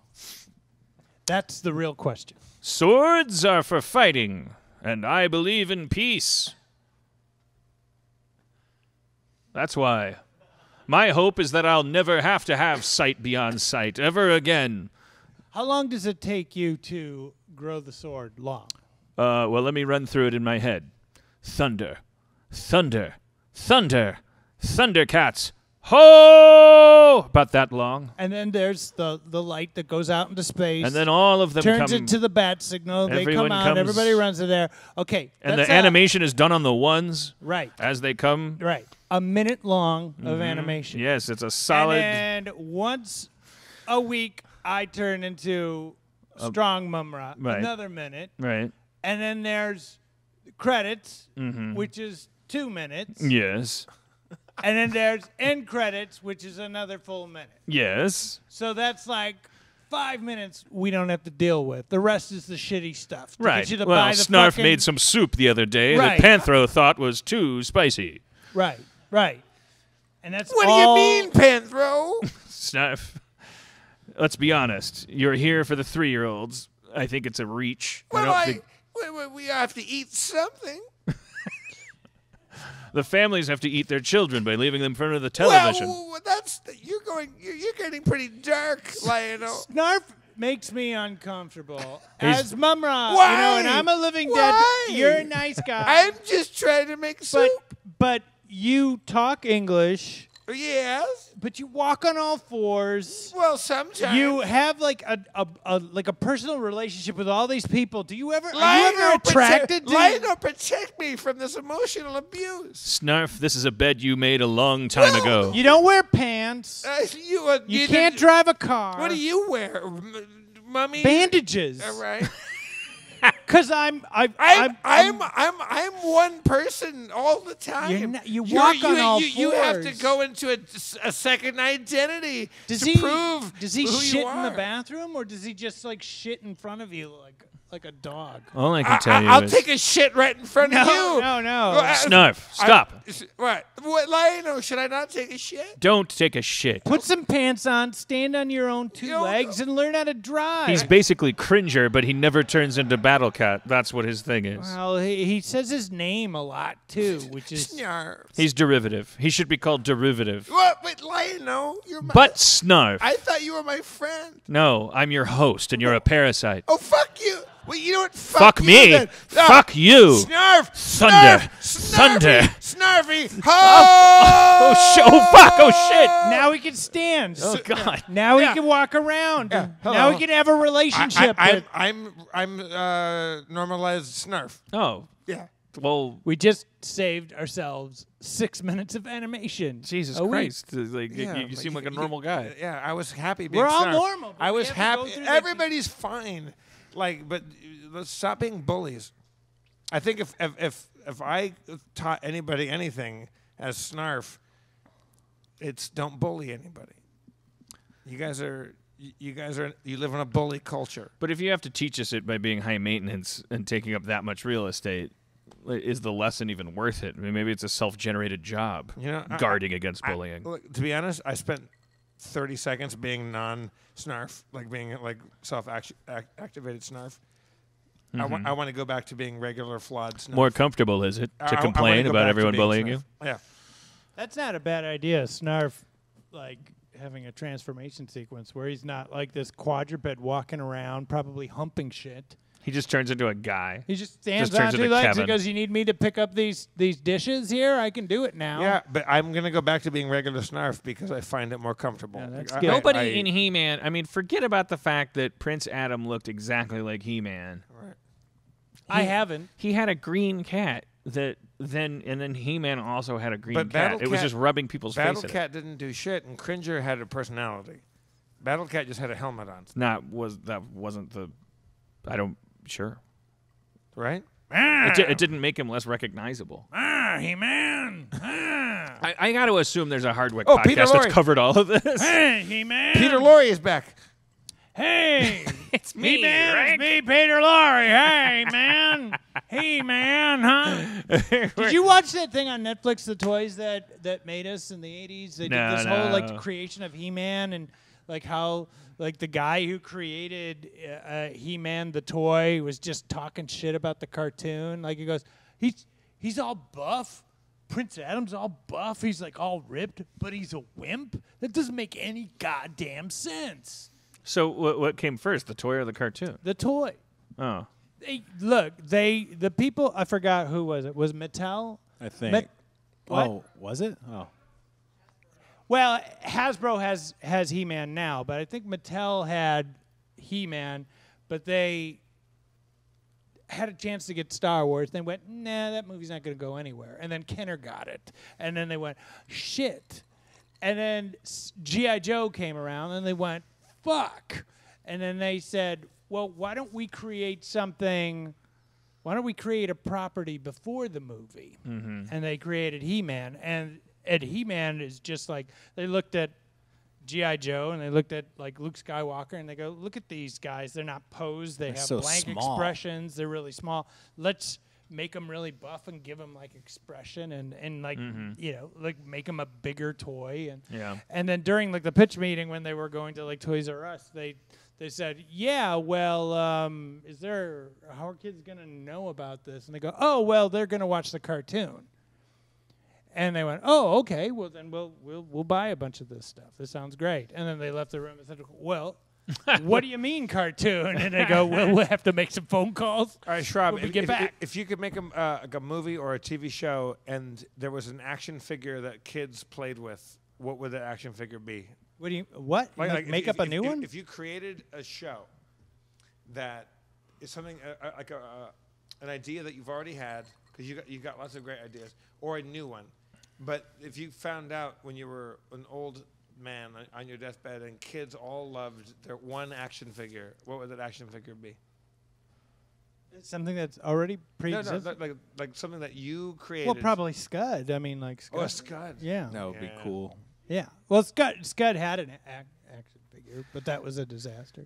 We hit peak toy with Micronauts. My brother had Micronauts, and like they were the best toy They were really line fun. ever. They were all swallowable pieces. Yes. Everything that was the gimmick. Everything was swallowable. Yeah.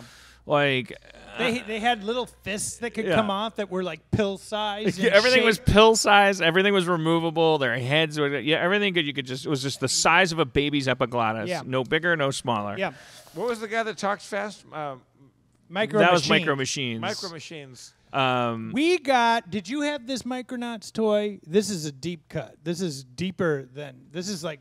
My brother might Star have had Wars. it. It was a giant hornet with like purple transparent wings. It was a spaceship. I that think, and then you could open hold all your Micronauts in it.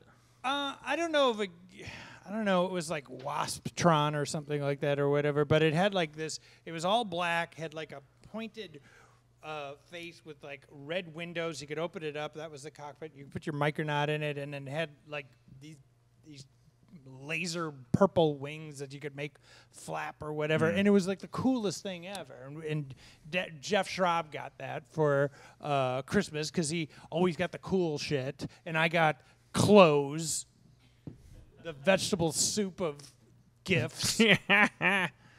Yeah, but those clothes today. Look at me. Yeah. Yeah, Micronauts were because they were just they were tiny.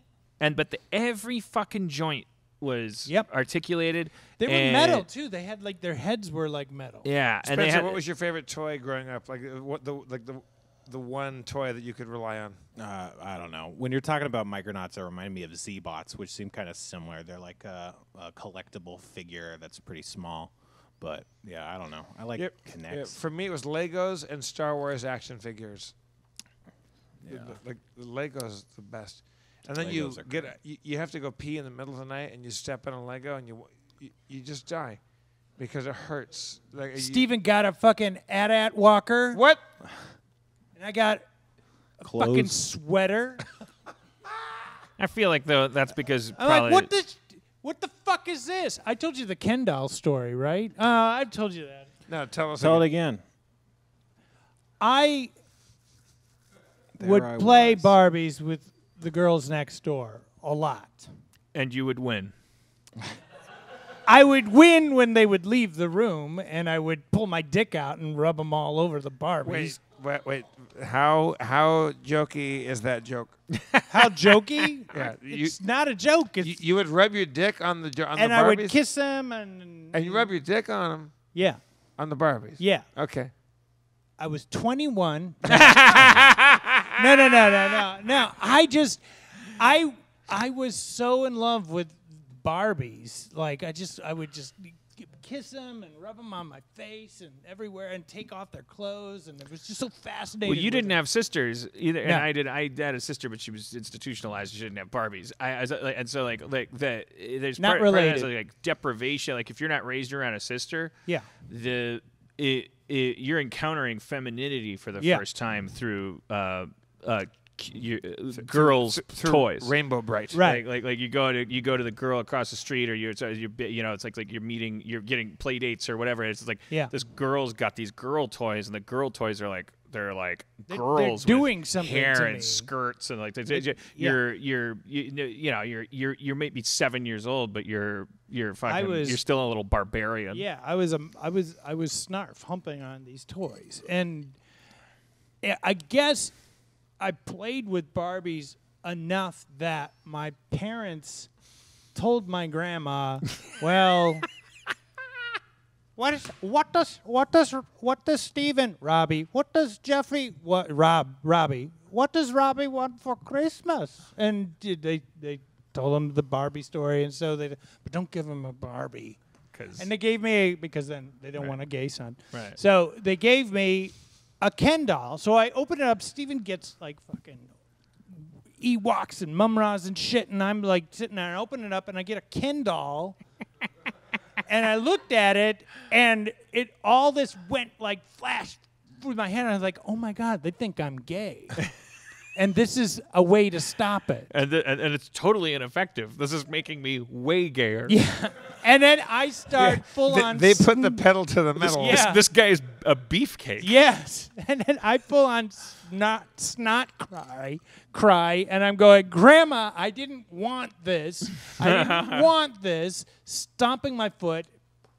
Way too old to be that like fucking And part of it is Cartman level crying. part of it is it's a disappointing gift, but most of mostly it it's is like, oh my the God, I'm humiliation. not. And it was me screaming to the world. No, you don't understand. I wanted to tell him. No, I'm straight as an arrow. That's why I love those yeah, Barbie dolls. I'm too can't- straight. Right. I'm dangerously straight. Yes.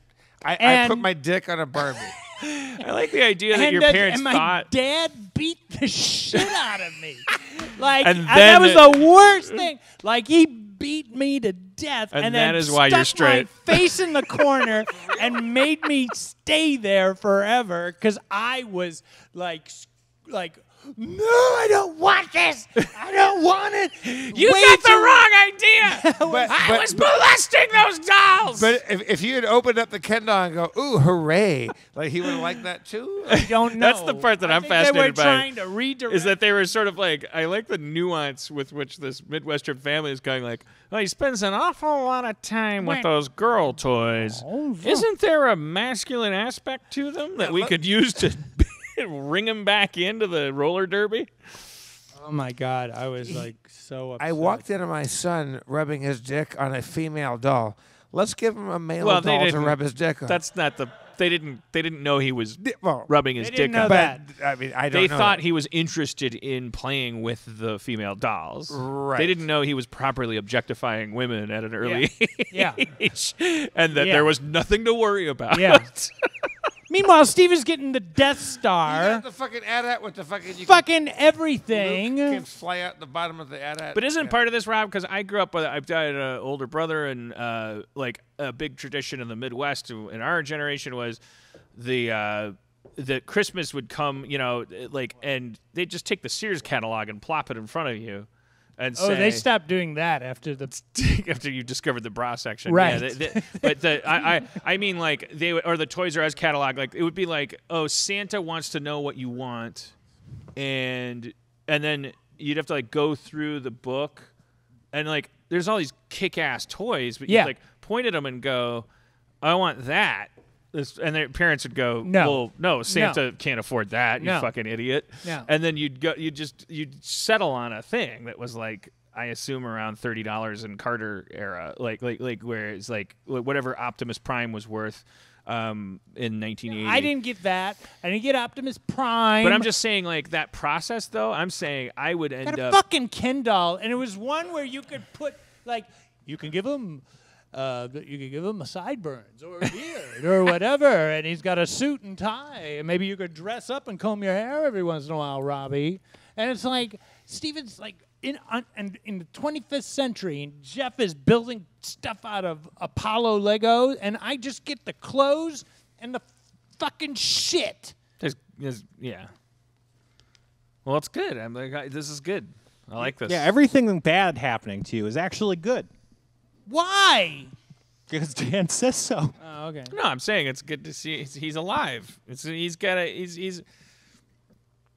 you know, your fear of being angry, your fear of being just a barbaric, they might be part of it. Like, we want to be good guys. We want to be gentle and evolved. And Smurf is a hard game. I just was watching a YouTube video of it, and man, you know what's after that first screen? A second screen with the second fence. It's like the same exact fence is a placement little of higher. It's not two it's 2 screens of nothing, and then a screen where you have to jump over a little crabgrass in the exact same spot as those fences. Do you have the video? Do you have the videos that play the song that you would hear over and over and over again until you went crazy? Scream crying. Scream. I did a lot of scream crying when I was a kid. No wonder. At least you had a Coleco, you know? Well, we had privilege. A Coleco Adam. My family had an Odyssey, because that's how you roll when your dad's a baker. Fucking bakers. Oh, I thought someone was beatboxing.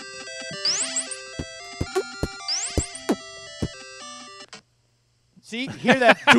That's hitting the fence. Yeah, you hit the fence, You and hit then the it fence. just all stops. And then That sounds like a all beatbox. happiness stops, and then you do that 3 times. What was and the then they Smurfs? go- What was Idiot. Yeah. Oh, That yeah. was the theme the song. Smurfs. Theme- We are the Smurfs, and we were made with no joy. The only Smurf for you is one who is true blue. That Smurf is me. My name is Hefty. Gargamel wanted to eat the Smurfs. No, he wanted to turn him into gold. Oh. Smurfs. How is he Smurfs- going to do that? By melting them down. How many apples high was a Smurf? 3. Okay. All right, let's play some fucking D and motherfucking D. Which is actually terrifying. Something 3 apples high is terrifying to me. That's too high. Like Like they're a- bigger. yeah. They don't look that big. Yeah, how big are them motherfucking mushrooms? Is what they got windows and shit in there and a chimney, motherfucker. size Motherfucker, of 3 a apples dog. high and they go through that door. That means the mushroom's up to my hip. All right. At least. Let's save I that ain't for, playing with y'all. Let's save that for our other podcast called Smurf Grief. Urban cartoon architect, I love you. 3 apples high. How All right, big are Spencer. your apples? Rob, were you here last week? No. Are you hip to the jive? No. I Do you think last wanna time play, we left, Rob? There was a guy I know taking you a hate poop, and we're games. pretty sure he's No, a I guy. no, I I don't. think I don't. We're about I to waylay a guy that's currently pooping, right? Right. I feel like Because we every think time that I he play, might I do have- it wrong. It's Nah, fine. Be- Yeah, you'll probably be okay. Spencer, break it down. Last time on Harmon Time, our heroes were in Dornester on the quest for Patchen's gem. After some initial fact-finding, they discovered enough to realize that they should head to the theater and find some clues. There they met a guy named Gretel who was fat and asked him some questions, and he pointed them all into the direction of Shrove, a figure about town.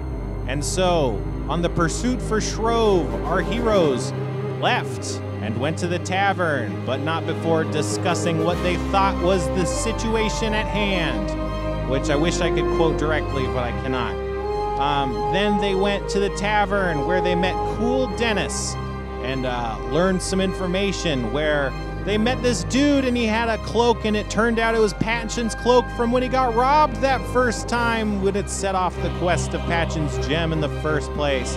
And the guy who was wearing that cloak, he said the guy who gave him the cloak was Shrove and he was in the bathroom or something like that. And then the gang set up in the bathroom, making sure to send Diarrhea to the window to guard for an escape.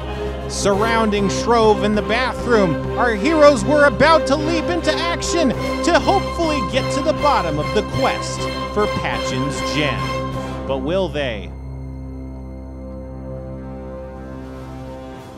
So I'm standing by the window. You're outside this tavern, Right. Because there's a guy in the bathroom of the tavern that's like our perp. Right. So Like, I'm, he's a guy I'm we playing want. I'm playing it cool. I sent you out to in case there's a window to the bathroom. 'Cause Right. I don't want this guy leaving. I'm playing it cool. You're playing it cool. I'm playing You're it outside cool. the window.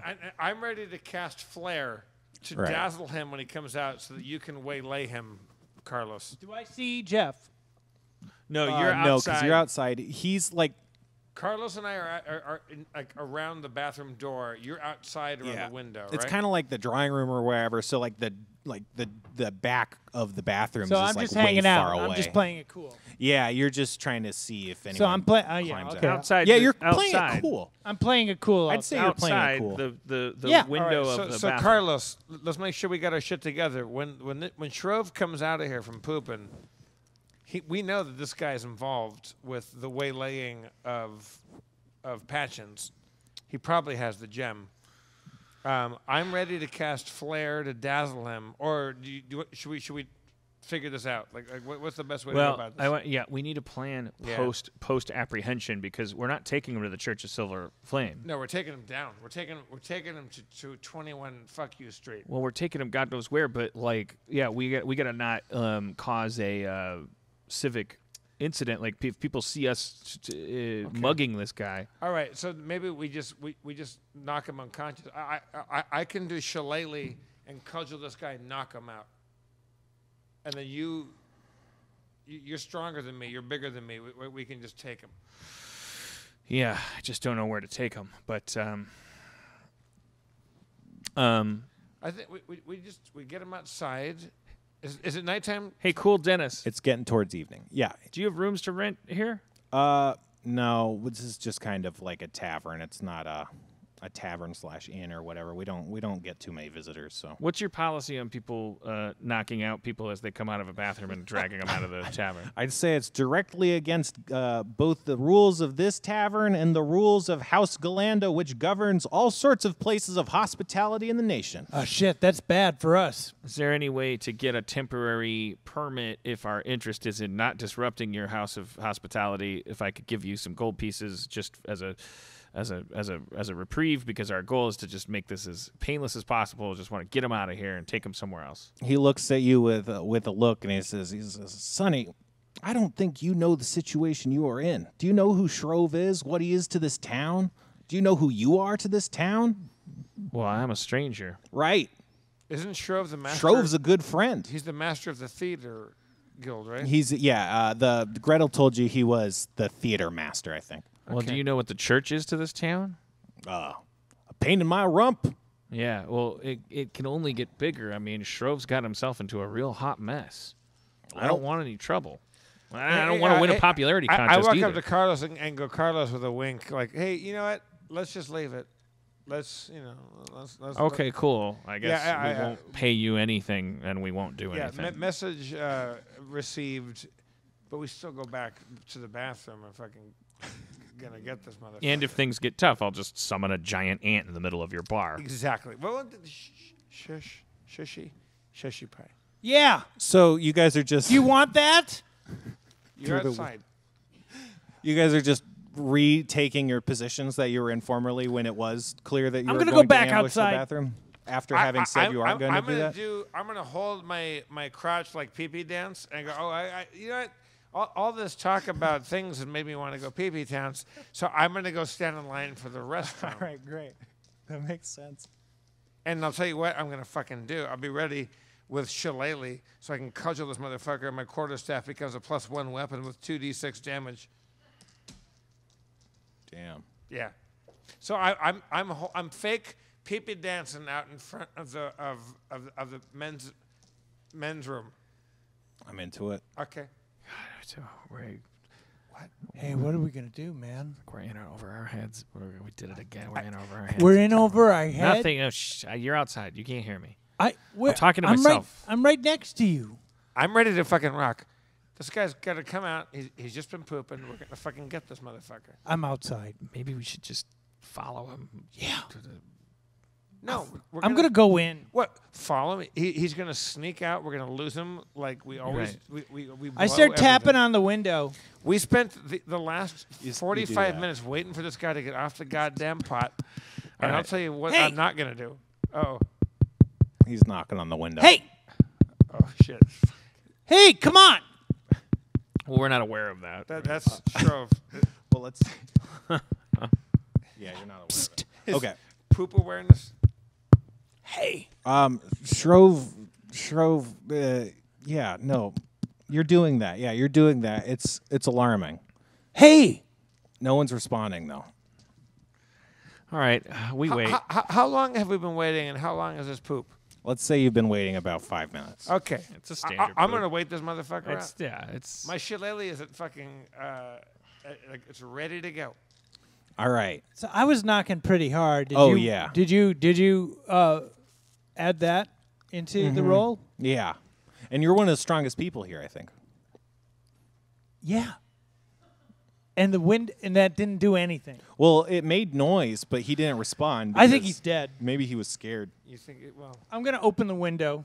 Okay. Okay. I take like my elvish blade, and then I stick like just the tip underneath the crack of the window, and I use it as like a lever. to Well, how would you do it? No, this is right. I'm not laughing at your methodology. Okay, and then I start prying it. You know, and it'll probably take a couple, because you know when you do like the butter knife thing, it doesn't get under there right away. But I Right. get, you know, You get there. yeah, I go back and forth a little bit Yeah. to get it underneath, Okay. and then I. Are you rolling the dice at all? Well, you're not Under done the yet. table. What are He's you waiting doing? to see what you are What going to am do. I doing? You open the window. Yeah, it opens. I open the window. Right. I open the window. Yeah. So no dice. No. Okay, open the window. I go, hey. You can see Shrove. He's standing up, like kind of in a corner, not near the toilet or anything. And he's Ooh, just staring at Blair you, Witch. like he's been seeing you knocking on the window and then slowly working it open. Right. So he's just staring at you. He's like an older black guy wearing like kind of glasses, and he's got these big thick long dreads, and he wears like the clothes of a scholar. And yeah, he looks like he's seen crazier shit than this, but at the same time he's like, what? Why would anyone want to see what's in a bathroom? That's kind of the look he's got. Okay. All right. So You're looking at him. He's looking at you. Okay, I'm gonna I stare back at him. For how long? Until he does something? Until he does something. All right. Well, then after about 20 seconds of this, he starts slowly inching to the door. Okay. Okay. Yeah. And I'm gonna lock eyes with him and follow him, like my sight, With your eyes. With my Yeah. eyes. Okay. Yeah. He slowly makes his way towards the door, and he And kind I'm of not like, making him do this with my mind, right? no, you're definitely not making him do this with your mind. Okay, good. All right. Well, yeah. Okay. I mean, yeah. It's intimidating. It's intimidating. Yeah. He gropes for the door knob and he opens it, and I cast flare to dazzle him. all right. I'm going to dazzle the fuck out of this guy. Level 0 spell. What's your wisdom score? What's your wisdom score? My wisdom is... Sorry. Where's wisdom? It doesn't matter. He didn't roll high enough. Sorry. He gets dazzled. What you said? Flare, right? I'm 19 wisdom. Great. That's 16 really plus good. 3. Does that affect just him? The dazzle. Yeah. Yeah. Would I get dazzled too? I mean, I'm looking inside the bathroom. Well then, yeah. So I didn't dazzle him. No, you dazzled him How dazzled is he? completely. I wanna push then into the bathroom with the dazzled Shrove. Okay. Trying to do it. I'm trying not to make it a big deal. It is. Casting magic's a big deal. Like it's obvious, you know. Okay, it's like a well- big magical display. Well, I'm gonna push my way into the bathroom with Shrove. All right, you do that. You notice, I mean, everything happens so fast, you know, so to speak, or whatever. But you do notice that when these events start unfolding, literally everyone in the tavern like leaps to their feet and starts moving towards you. But you're in the bathroom now. Right. Well, Jeff, are you going into the bathroom too? I'm standing in the bathroom doorway, dazzling. Right, but then Dan shoved everyone into the bathroom. So Okay, I stay in the corridor leading in there, and I pull out my shillelagh ready for action. all right, you can't do that because you got to cast it as a spell first. Okay, well, should I just go in the bathroom? Is that a better move? You could do so many things, man. Wait, so but I can't do shillelagh because I've already got a spell going. Well, shillelagh is a spell, so you Yeah. have to cast that before, and you don't have enough actions currently to cast 2 spells in a turn. But he could get into the bathroom with us. Yeah. Yeah, let's Move all action. go in the bathroom and fucking sort this out. Like Joe. If it's possible to do that, let's do it. Is the window big enough for me to crawl inside? I had an alternative pitch to that. So which I'm would halfway- Be, I'm okay, well, I think maybe this shouldn't be our destination. I was thinking maybe we go out the window.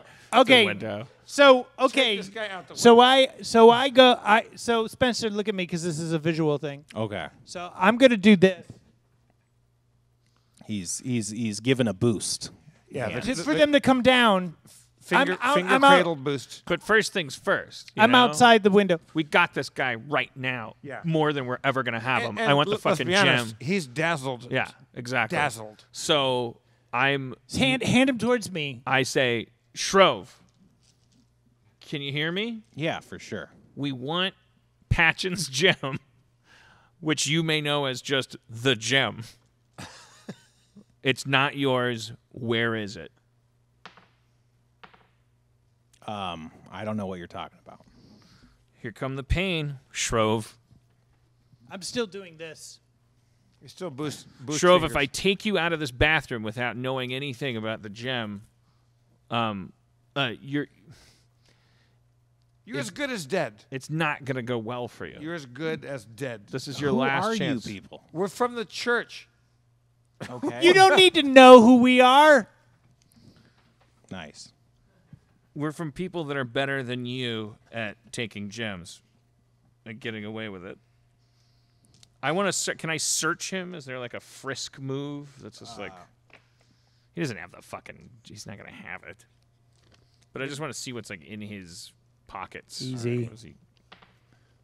You move to frisk him, but his hand is like lightning, and he shoots out, and you didn't even see he was holding a dagger, but he slices you. God damn it! Fuck. Now we're gonna die. He We're in slices you for 5 damage. Ah! Kill him. Can I cast a spell or can I just do a regular action?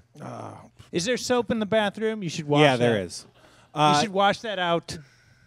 Yeah, you could cast something. I think it's Dan's turn first. No, yeah, it is Dan's turn. Well, you've been stabbed now in mid frisk. Well, I'm gonna reflexively, if someone's stabbing me, Right. inflict moderate wounds.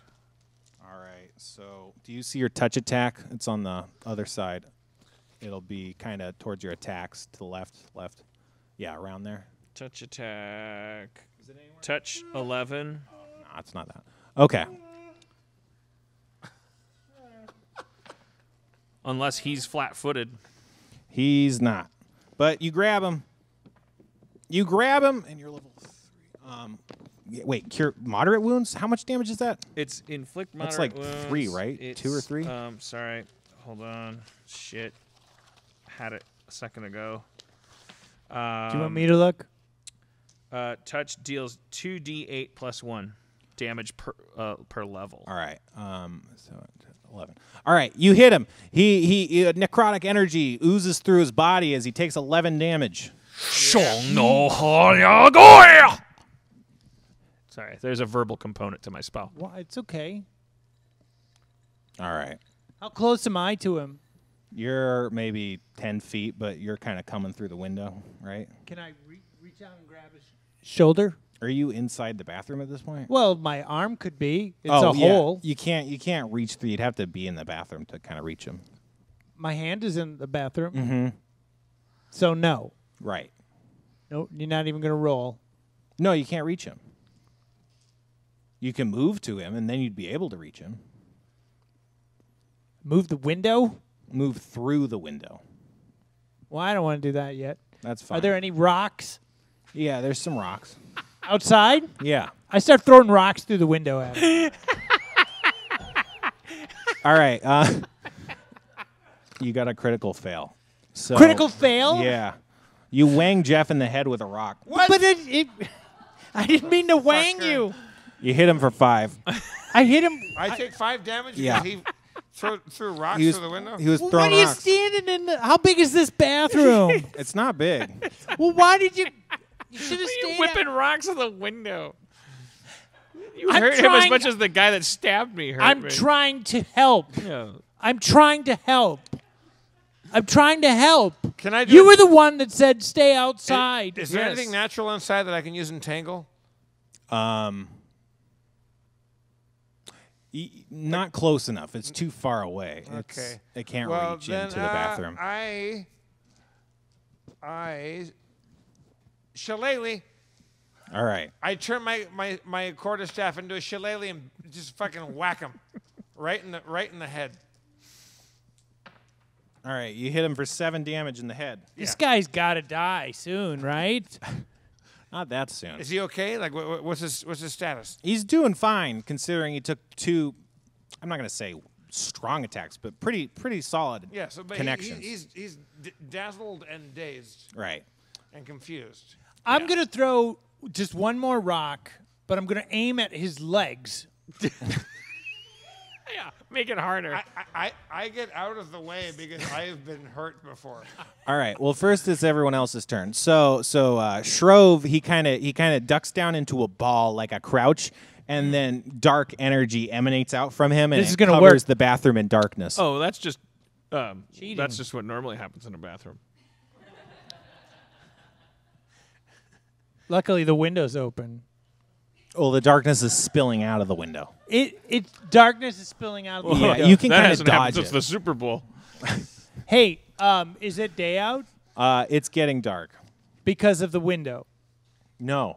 So, Just so 'cause he, of the he's time. cast darkness inside the bathroom. Yeah, so you guys can't see And so the hot. darkness is leaking out of the window. Yeah, as if it were like a very bright room with light leaking out, but All dark. right. The opposite. Wait, hold on. I The- see the dark. Oh, sorry. Whose The turn? door gets smashed in, Oh, but it's you just- can't really see because it's dark. So a blind of a flash of light behind you kind of opens up, and you see a crush of people pressing in, but no one can really see so well. So just there's, it's like a cartoon scuffle right now. There's someone in here. Yeah. Taken. Occupied. There's fists ablazing. They're hitting you. They're hitting everyone. Except Who are they me. hitting? I'm outside. I'm protected by the outside. That's correct. Thank you. Yeah, you keep throwing rocks at me. Just once. Just once. These are how many All right, rocks? only 2 connect. One hits Jeff and one hits Dan. Ooh, I'm safe. Who's Jeff? You. XP. XP. I get XP. Double. I'm picturing this bathroom like the size of an airplane bathroom. It's just I'm picturing like the size of like the Russ Against Men's. Yeah. I want to get this guy out the window. Yeah. All right, I reach my hand in. you do that. Yeah, and I say, throw him to me.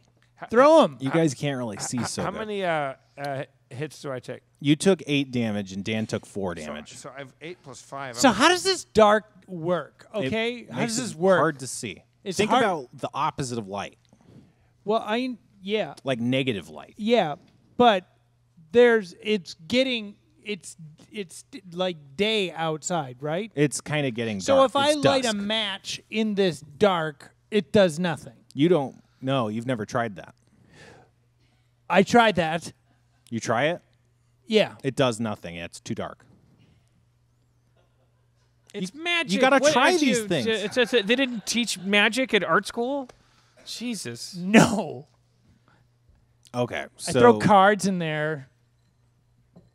I think it's Dan's turn now. Okay, well, I'm I was grabbing where kidding. I think Shrove is, and I want to shove him toward the window. Because I'm like, we got to get this guy out of here.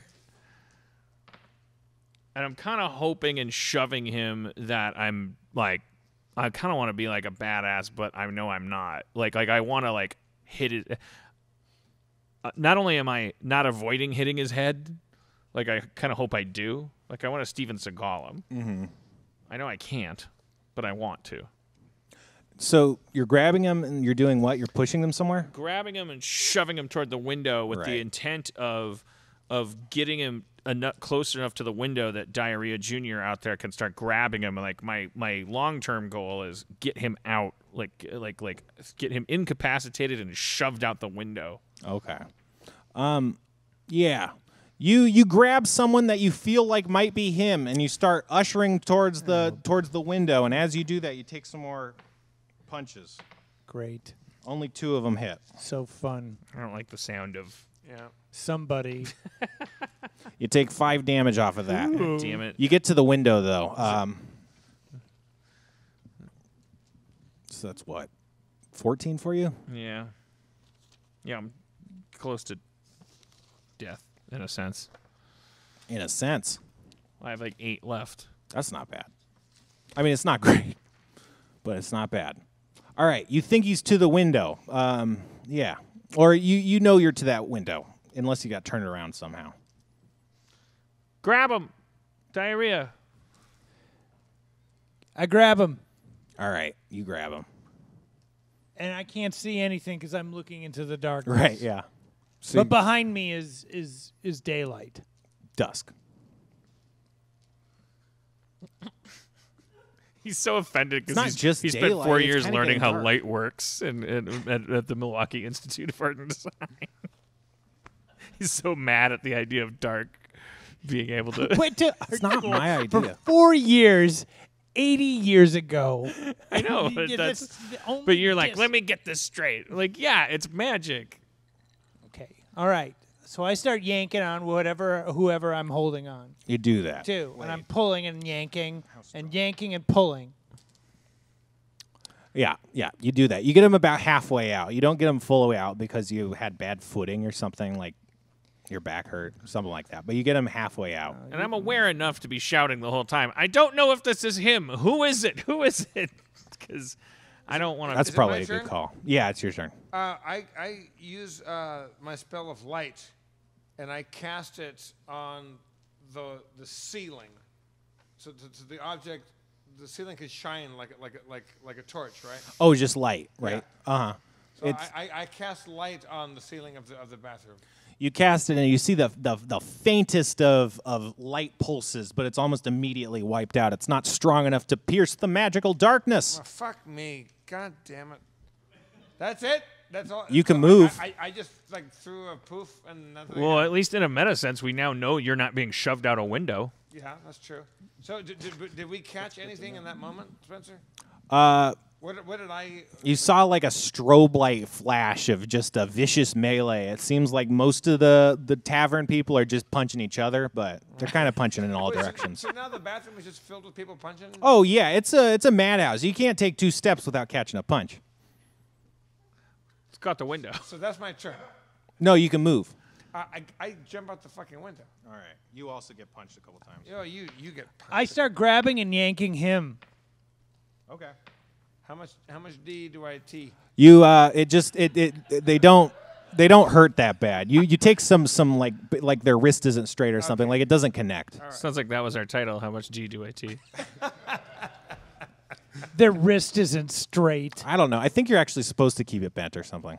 Now that I said that. Remember when you found out when you were a kid you're not supposed to keep your thumb tucked in your hand Oh, when you yeah. punch somebody? So you break your thumb. God forbid I punch someone so hard I hurt myself. Like Yeah. No. What a that's how you that's how you T D. that is how you TD. I think I punched someone once. That's not true. I punched a lot of people. Damn. They were little kids too. What do you think about that? That's badass. And this was I last punched week. a lot of fucking little kids. All right, so is I was it a little our kid. turn or is I'm it up the NPC bad guy's but turn? but It's Dan's turn. Dan, you are kind of sandwiched between who you think is Shrove and Rob Schrab, and Jeff is kind of in the mix there too. We gotta get Shrove out this window, Right. out of this melee. Yeah, my goal my long-term goal is if that dude was Shrove, which I'm not questioning, I'm just like I grabbed that person, shoving them like a package out the window, and my hope is to go out after them.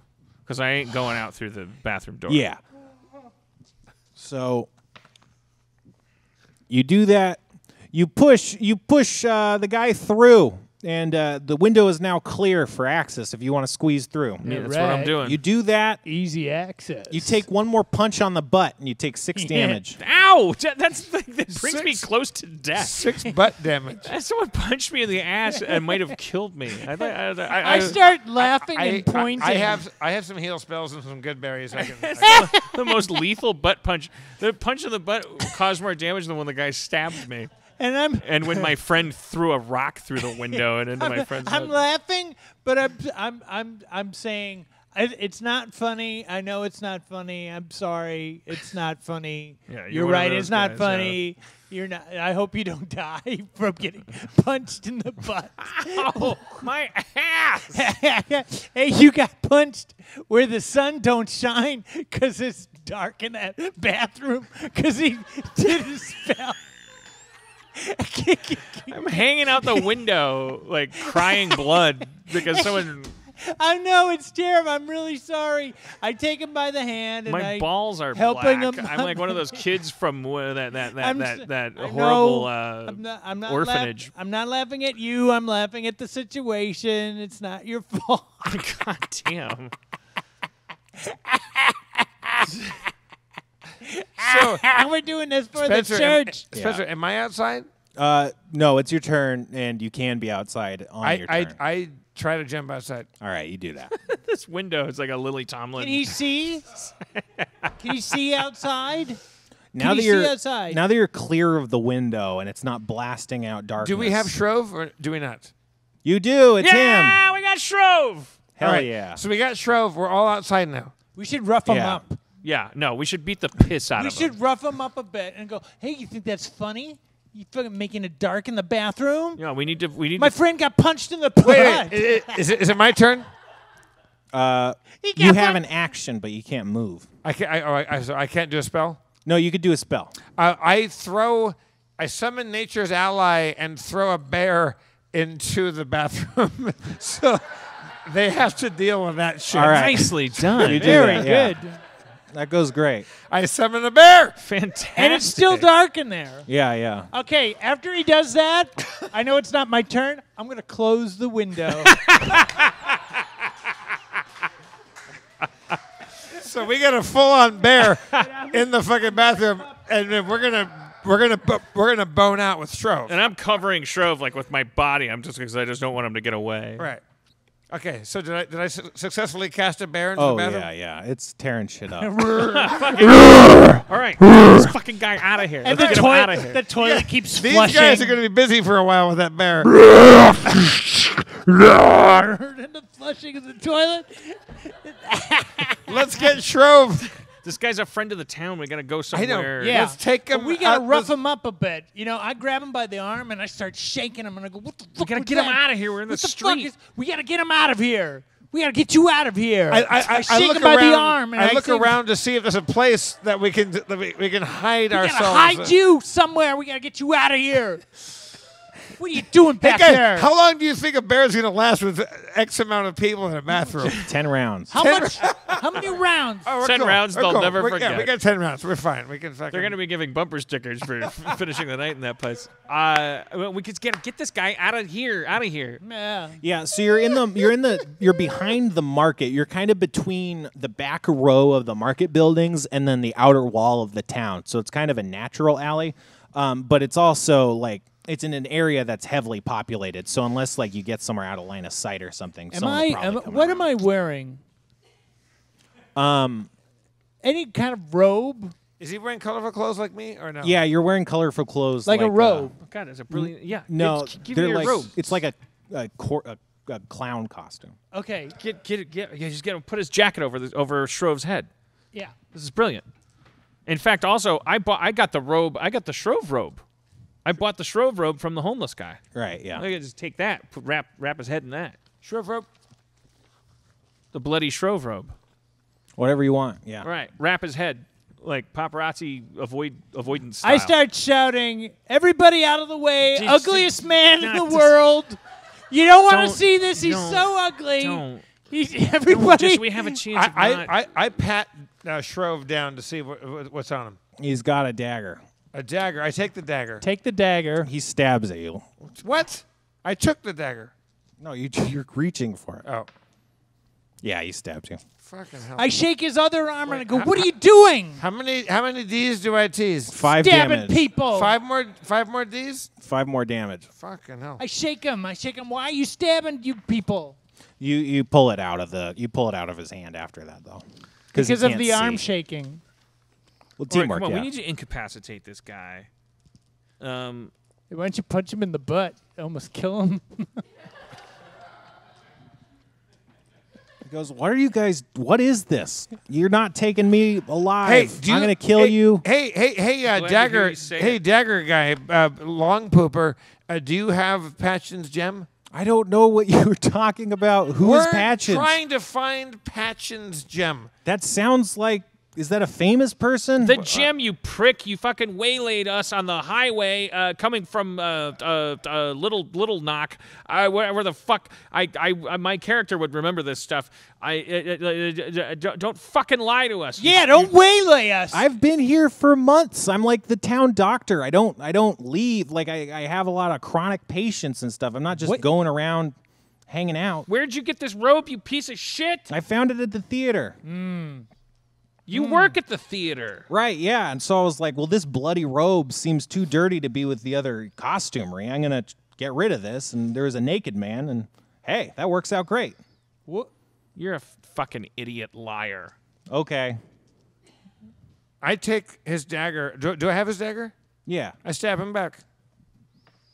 You stab him.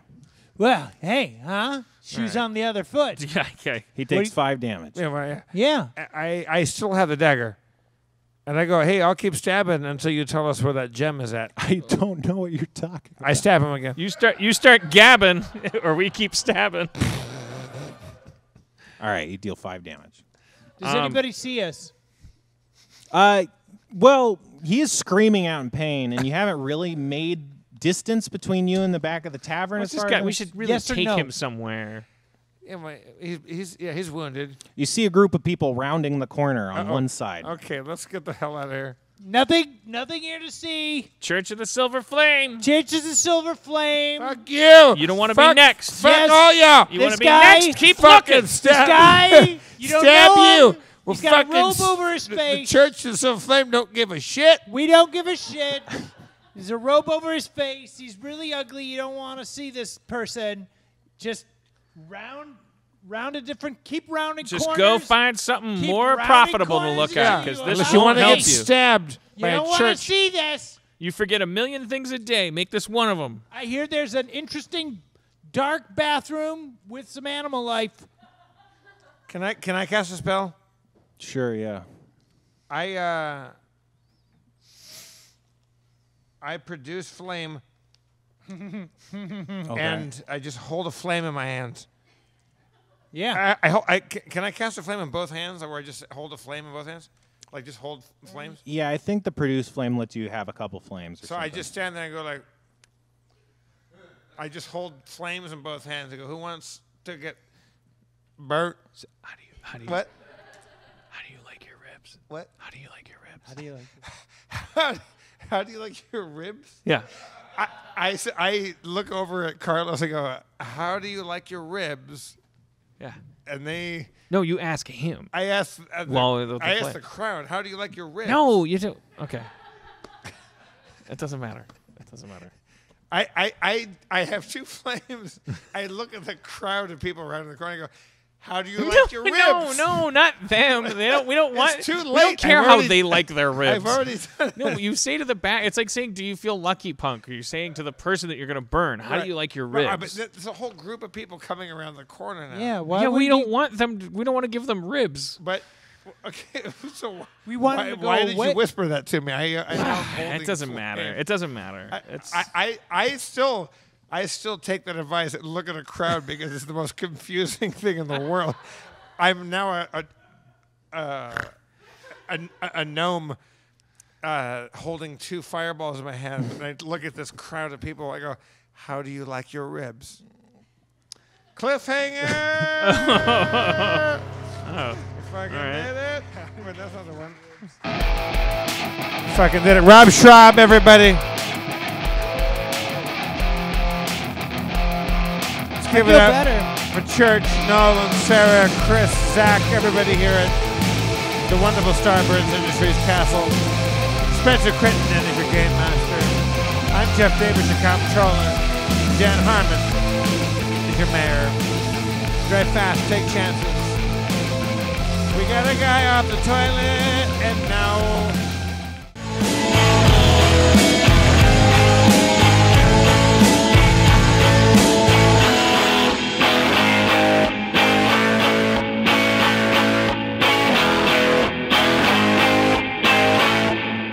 Did you get any of that? It's a good show.